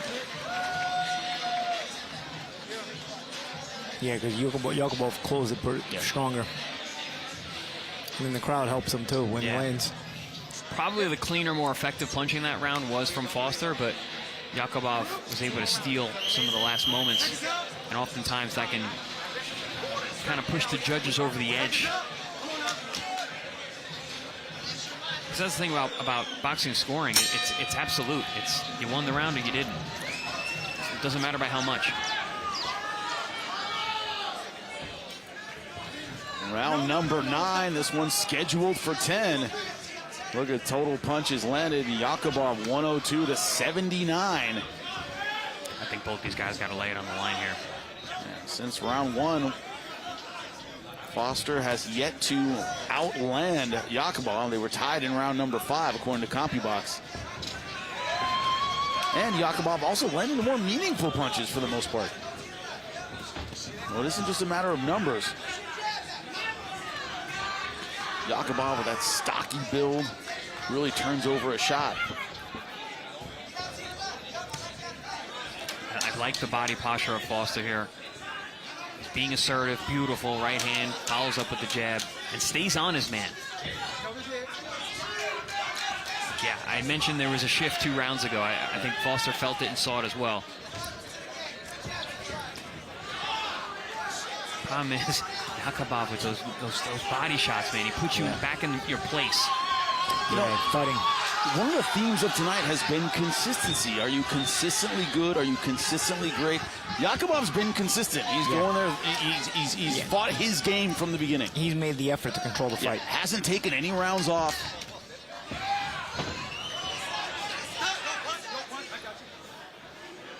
He has made William Foster fight his kind of fight, and Foster hasn't been able to dictate his own terms. Champ, I agree. I think that there's been a tactical error in trying to have Foster throw those looping right hands, because you got a guy who's 5'4". It's very easy to go into them. And he gets low. Yep. So you can pick him up, either throwing the uppercut to the head or even to the chest and to the solar plexus, which then could make him come up for the later on. Then you could maybe hit him with those overhand Have you rights. seen a single uppercut from Foster? Not to the way I want to see them, no. Oh, beautiful left hook to the temple by Foster. Another one. See, Foster definitely is the harder puncher of the two. You can tell when he does land the shots, and he actually puts that mustard on. Another good jab from Yaqubov.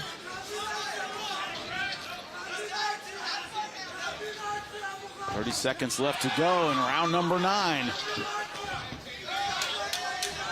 This round's certainly competitive. I will say, Florida Commission has this weirdness about guys coming forward, even if they're absolutely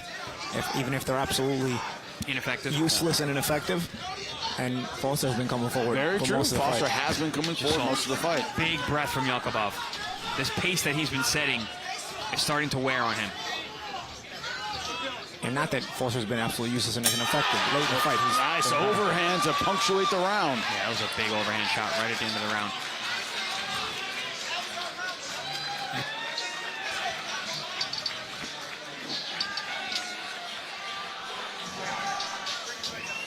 Listen to me, listen to me. This is your fight now. It's a little bit close. I think you're ahead, but we need to do something to where you're in your combinations. And you leave out slow and you come back with combinations, okay? He's tired, yo. You have to separate yourself this round. Bite down and show him that you wanted more. You get inside, shit.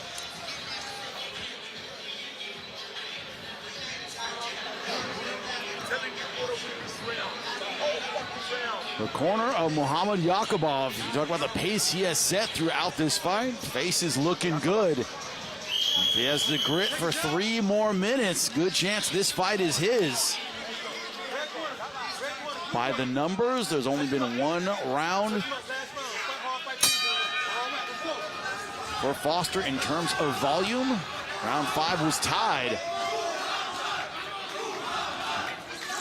And you got the energy left for a round 10 flurry. That's the question. Yaqubov doing what he's always done throughout this fight, stepping forward.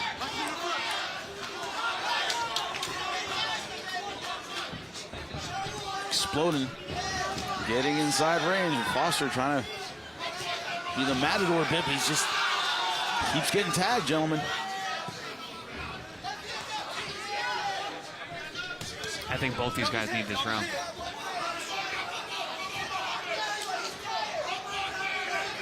I would imagine their corners are telling them that. I can hear Foster's nice corner jab from Foster. That's the best jab of the night, friend. Yeah, caught Yaqubov coming in. Foster's really got to push here. I think Yaqubov's will slow down a little bit. Oh, good shoulder there. Shoulder barge to the head.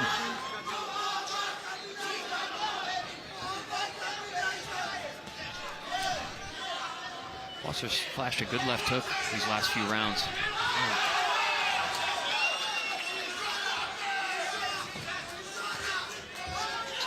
Tried the overhand again. Oh, beautiful right hand from Foster on the inside. Back comes Yaqubov with a good right hand. Yeah, hook over the top from the southpaw stance. Yeah, and that's probably the kind of overhand right that they've been wanting in the corner. A very close final round here, gentlemen. Both fighters trying to land power. Yaqubov may have felt that body shot. Yeah, this fight's still this round is still up for grabs. Ooh, good left hand there from Yaqubov. Yaqubov's also good at walking you into shots. Good body shot again there from Foster. Yaqubov's feeling it. First time I've seen Yaqubov really breaking position. Yeah, and Foster physically taking control of the fight. Yep. Under a minute left in the fight. Body shots will do that. Good fake there from Foster.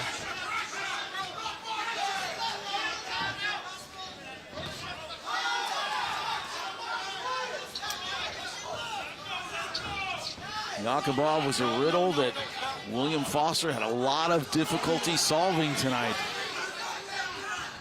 It's funny, you can kind of see the sand running out of the hourglass for Yaqubov as the fight was on. He just got hit with the right hand again. Oh, big shot. Good shot, catching Foster coming in. Oh, man. You said a good point about a minute ago, Champ. He walks you into punch as well. Yeah. Those Yaqubov. Even when he's hurt and tired, which he does look right now. Yaqubov worked so hard in this fight and tonight. Foster finished strong. Oof. Good right hook. And that is it. Good fight. Good fight. Great main event for Muhammad Yaqubov. The question is, do the judges think so? We have the benefit of CompuBox. They do not. And I think both guys think they won the fight. Yeah, I was going to say this is going to be one of those fights both these guys are going to feel they won the fight regardless of what the outcome is. And this is going to be a close fight on the scorecard, I believe. Who do you have it on your scorecard, Chris? That's the question. I mean, it's yours that counts here, to me, in my heart. It's yours that counts. Yaqubov probably edged it for me, but I could easily see a draw. Paulie, is that how you see it as well? Yeah, if I had a,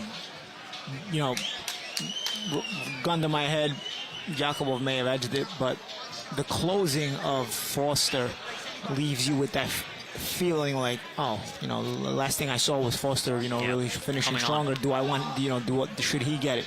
Mathematically, I'm not sure he did enough. Yeah. May have started too late. Maybe That's a draw. Problem. It's going to depend on what the judges saw in the first 2 rounds, because those were the rounds that were very nit-tuck, and then Yaqubov took over 3, 4, 5, 6, and seemed like he was running away from it, and then all of a sudden Foster's back in the fight, and rounds 8, 9, 10.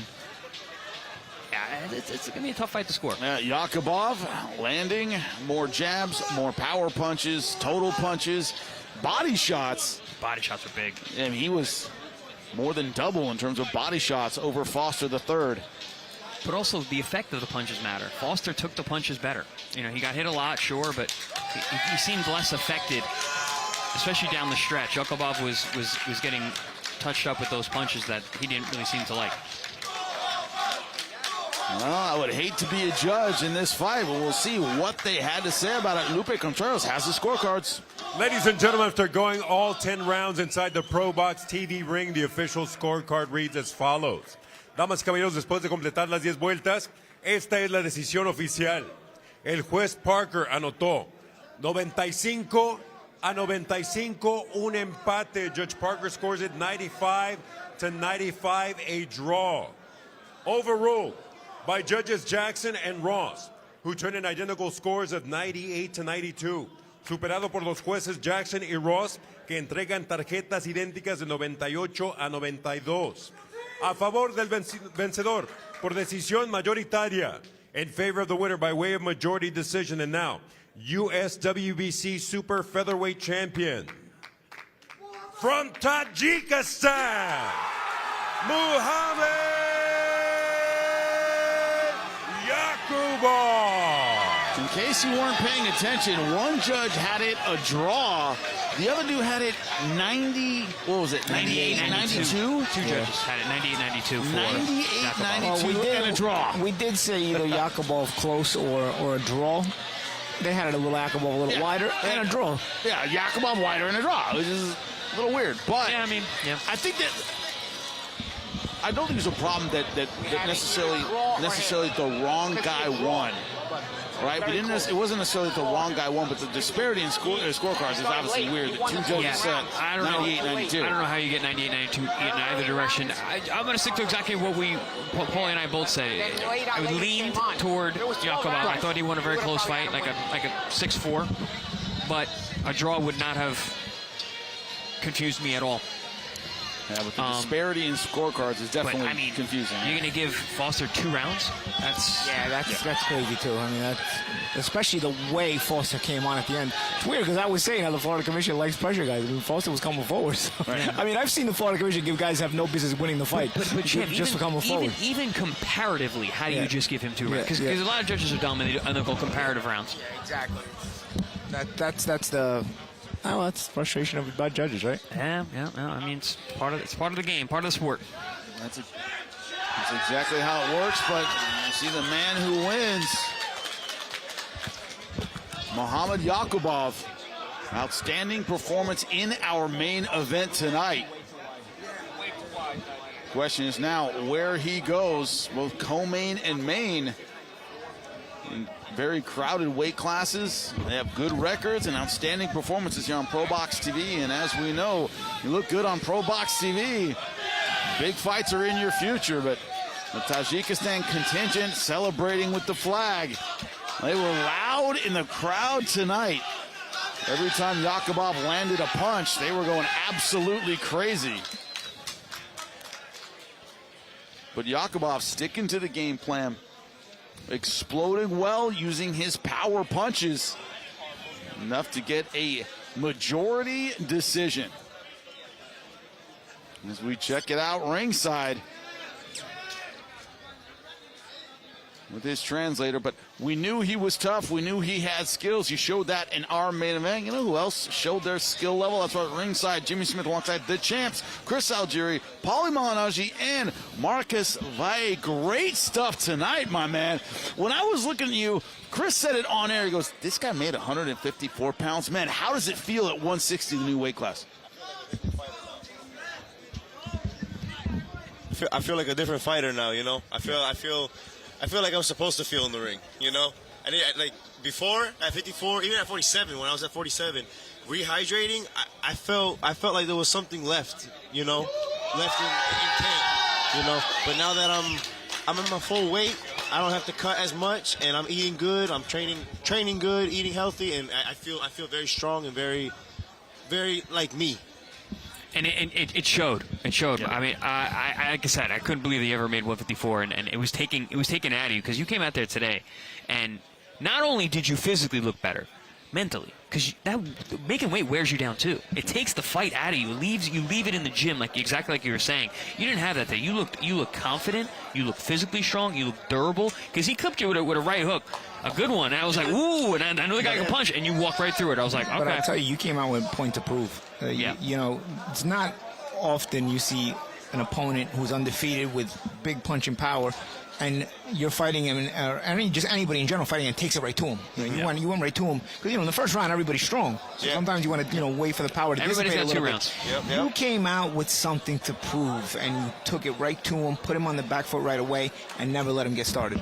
Yeah, I mean, like I said, the weight cut, I think that was my biggest, downfall. Coming into the ring tonight, I felt confident. I felt like me. Before my last fight and my last 2 fights, cutting weight, like you said, Chris, cutting takes out of you. Yeah. Like the first week of that cut, I'm like, all right, my mind's in the fight. That last week, all I'm thinking about is that scale. The fight is kind of in the back of my mind now.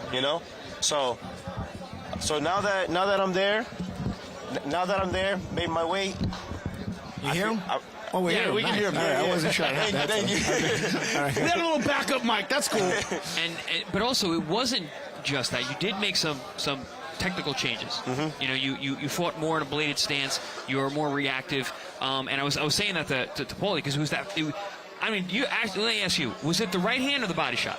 We thought the not right hand knocked him out, and the body shot was just there for. I think the right hand definitely did the job, and the body shot just finished. Exactly. But the right hand, it came from a more bladed position. It was more deceptive. It came from a position where you couldn't see it, and I think that was a big difference because when you fought Sosa, you were so square, and you were getting hit with punches that you didn't need to get hit with. Yep. Tonight was a different guy. We worked on that hard. We worked on all the little mistakes that you see. We worked very hard on staying bladed, not overcommitting, not getting too excited, just And that- like I said, like a pro, just myself. And the stained blade had disguised that right hand at the end. He didn't see it coming. And another thing, the reason why he didn't see it coming was because he was looking body shot. You were throwing so many good body shots. He was thinking body shot, body shot. Then the right hand is disguised. And when it came, he never expected it at all. And honestly, the body shot was so good. We were wondering, is it the right hand or is it the body shot? But when he went to the ground, he kind of shook his head like he was You can see him groggy. blinking. Body shots will make you blink. Yeah, so we were like, okay, it was the right hand. Because the body shot landed very well, too. So we were wondering, I wonder which one it was. I felt, when I landed that right, I really felt it. Yeah. I really felt it, and I clearly he did too. I seen him going down, and like you said, if he's still up, those other couple punches don't, Yeah. Let's seal the deal. Yeah. How does it feel to get over this part of your career? The first loss, like I say, by the way, a very experienced guy. Is extremely tough. A big step up. You recovered. You get a win via knockout against a puncher in round number 1. How does it feel to move past that point in your career, to be able to move forward? I mean, it feels like a chapter that was closed. That I'm not looking back at nothing, negative. Everything's positive from here on out. I feel like I said, I feel like a new fighter. I feel complete, and I'm just happy and looking forward to my future. Marcus, that's a great analogy. I'll tell you what, an entire boxing career is a book in and of itself. So there's various chapters. So that chapter's closed. This one's now ongoing, and there will be other chapters as you raise your level. To watch your brother, Kenyon Valle, of course, make his pro debut on our undercard tonight. Your brother was supposed to compete. His opponent, of course, did not make weight. How does it feel as a family to kind of all be moving toward this goal together? Like, I know I want to beat up my little brother all the time. Now, I'm 48, and I still want to beat him up. This idea of the whole family moving forward, how good does that feel? Yeah, the difference with my brothers, they can fight, so. You save it in the ring. Like, we're not going to fight at home, right? But how does it feel to have the whole family kind of moving forward together? Man, it was amazing. We haven't fought together like since amateurs, Really? It's been over a decade that we all fought in the same night, and getting ready for this fight together in the gym, diet, everything side by side with them. It just makes it gives you an extra fire. You know what I'm saying? Like more passion to it, and it was great. It was great. Yeah, it was great to see Kenyon make that debut. He looked really good. He did look good. He can fight. Yeah, he can fight, man. And he's different than you guys are all different, actually. Yeah. It's really cool to see. But I just love what you're saying. 'Cause, listen, I know you and your brother. You guys are like you're gym guys. You guys you're always in shape. You're always in the gym. And then you got Kenyon who's joined. It's like now it's like there's no excuses. It's like, are you going to skip a run? Nah, my brothers are going. I gotta go. No way. Ain't no way. Yeah. We talk about on air the most underrated quality of championship athletes, period, is consistency. Doing it every single day. One of the themes tonight is a lot of the fighters were from fighting families, boxing families. I see you eating that cinnamon roll. I'm not going to let you do it. I see you not want to get up for that run. That collective discipline, how much does that help? It's crazy because, him being the youngest, when we were younger, it was kind of like, we like, Kenyon, come on, get in the gym. Come on, let's go run. And he was always dragging. And then so we were like, all right, we're going to leave him alone. And he found the passion himself, and he was telling us, I'm boxing again. Like, I'm coming back to fight. I want to fight. So, like, it's crazy being the younger brother. That really puts some pressure on us, you know what I'm saying? If I want to slag or something, it's like my younger brother. You can't let him have more enthusiasm than you. Well, congratulations for all of us here at ProBox TV. You have looked absolutely outstanding, man. Great to see you get back in the win column, my man. Thank you so much. It's great to be talking to you guys. Always great, and we'll be back September 5th. It is a great night of fights, outstanding card. Do not miss it. That's right. It is Washington, D.C. Sagawa, Acosta, White, Tellez. Also, that's right. You may remember Lamont Roach. We'll be hearing from him after the fight tonight. His brother Jordan Roach fighting September 5th for us. Ben Johnson, Scarborough Jr. So much talent from the D.C. area. It is the DMV Showcase September 5th right here on ProBox TV. Don't miss another night of 50-50 all-action fights. Well, you know about Future Stars. It was competitive from the beginning, and then on the main card, it was all about viciousness, knockouts, a great finish from John Mindoro, but outstanding performance by Marcus Valle. Just heard from him about that vicious first-round knockout.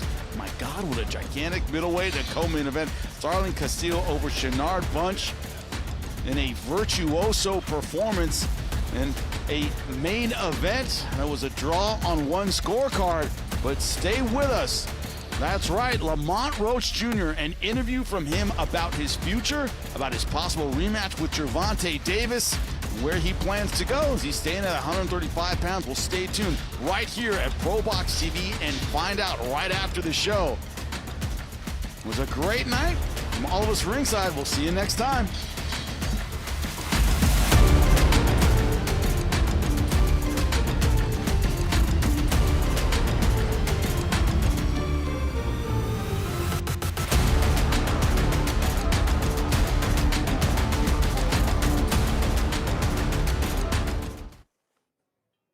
Welcome to a very special boxing scene today, post-fight show, sitting down with none other than Lamont Roach. That's right, Jimmy Smith, Paulie Malignaggi in studio. Lamont, thank you so much for giving us your time. A lot of news right now. Everybody thought it was going to be a rematch with Gervonta Davis. He is once again in legal trouble. It was supposed to be the first day kicked around was this weekend, August 16th. That has come and gone. What is going on with your future in this rematch? Well, first off, the rematch, yes, it don't look like it's happening.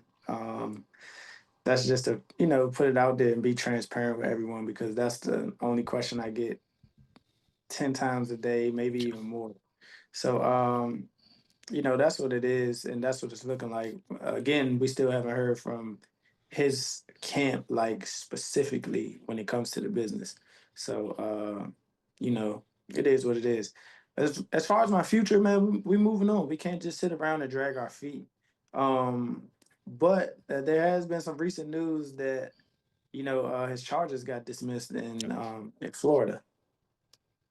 That's good news. But does that open up the possibility for talks to reopen, champ, or are you gonna move on for the time being and maybe revisit this later?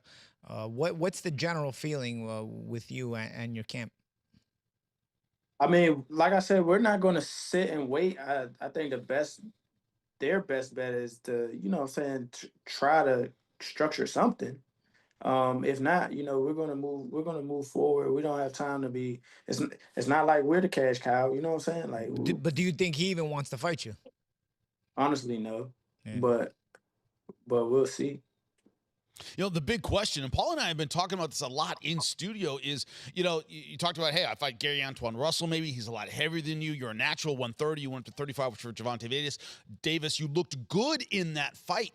What weight are you thinking about? How's your body felt since moving up to 135? Would you go back to 130, or is it up and on from here?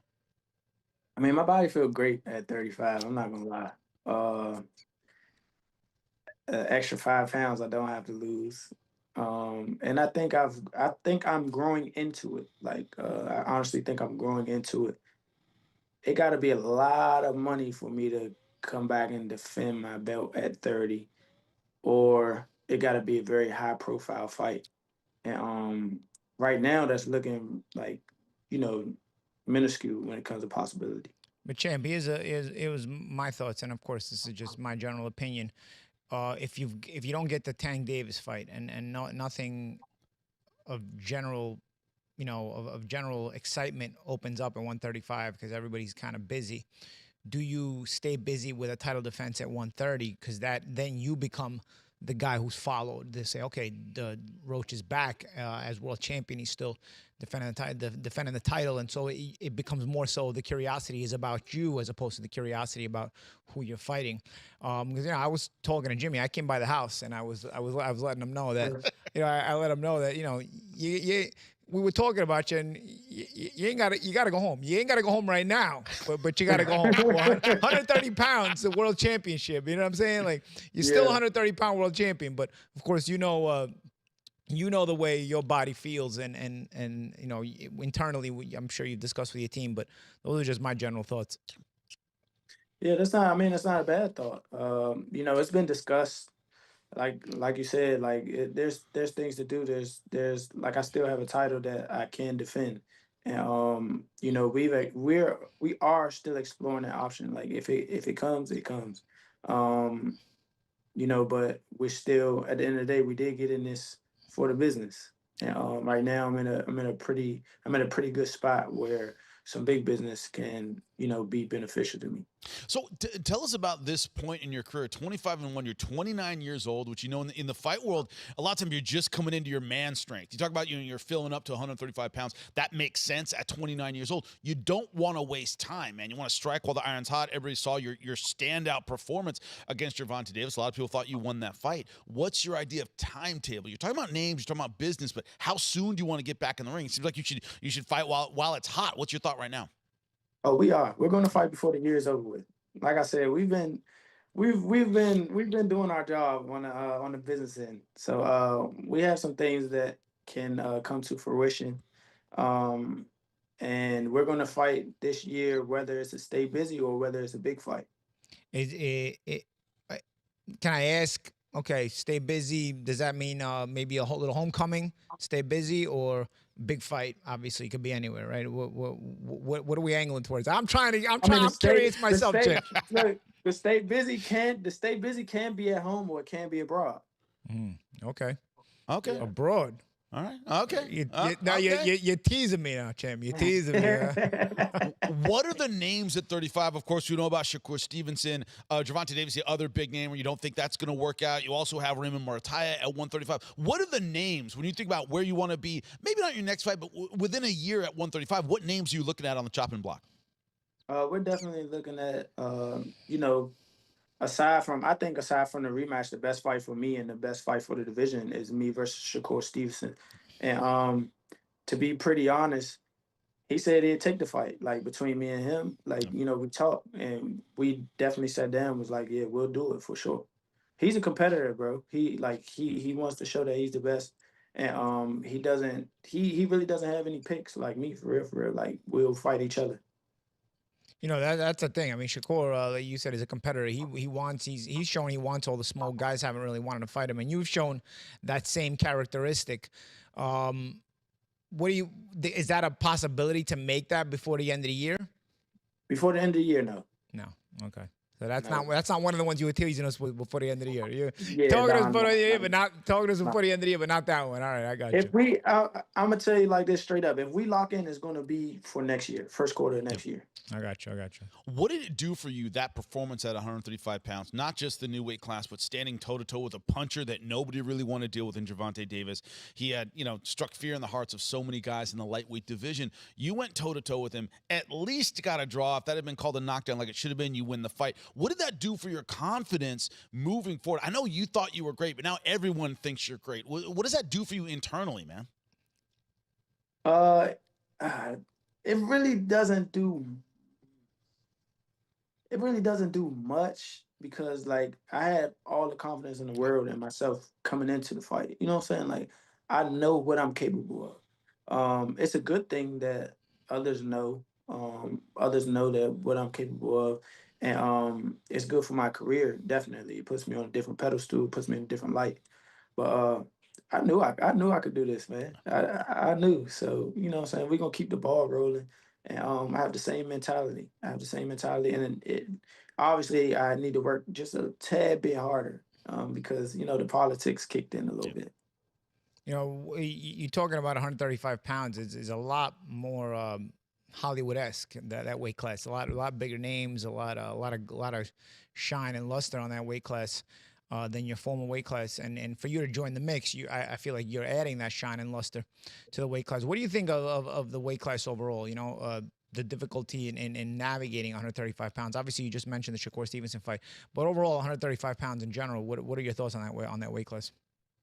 My thoughts in general is very talented and stacked with fighters, but I think it's slowed down the production of big fights because of the possibility of so much money that can be made. Everybody's trying to exploit the highest dollar, and I think that's what just slows down. I don't think any of these guys are scared of one another per se, but scared of losing opportunities.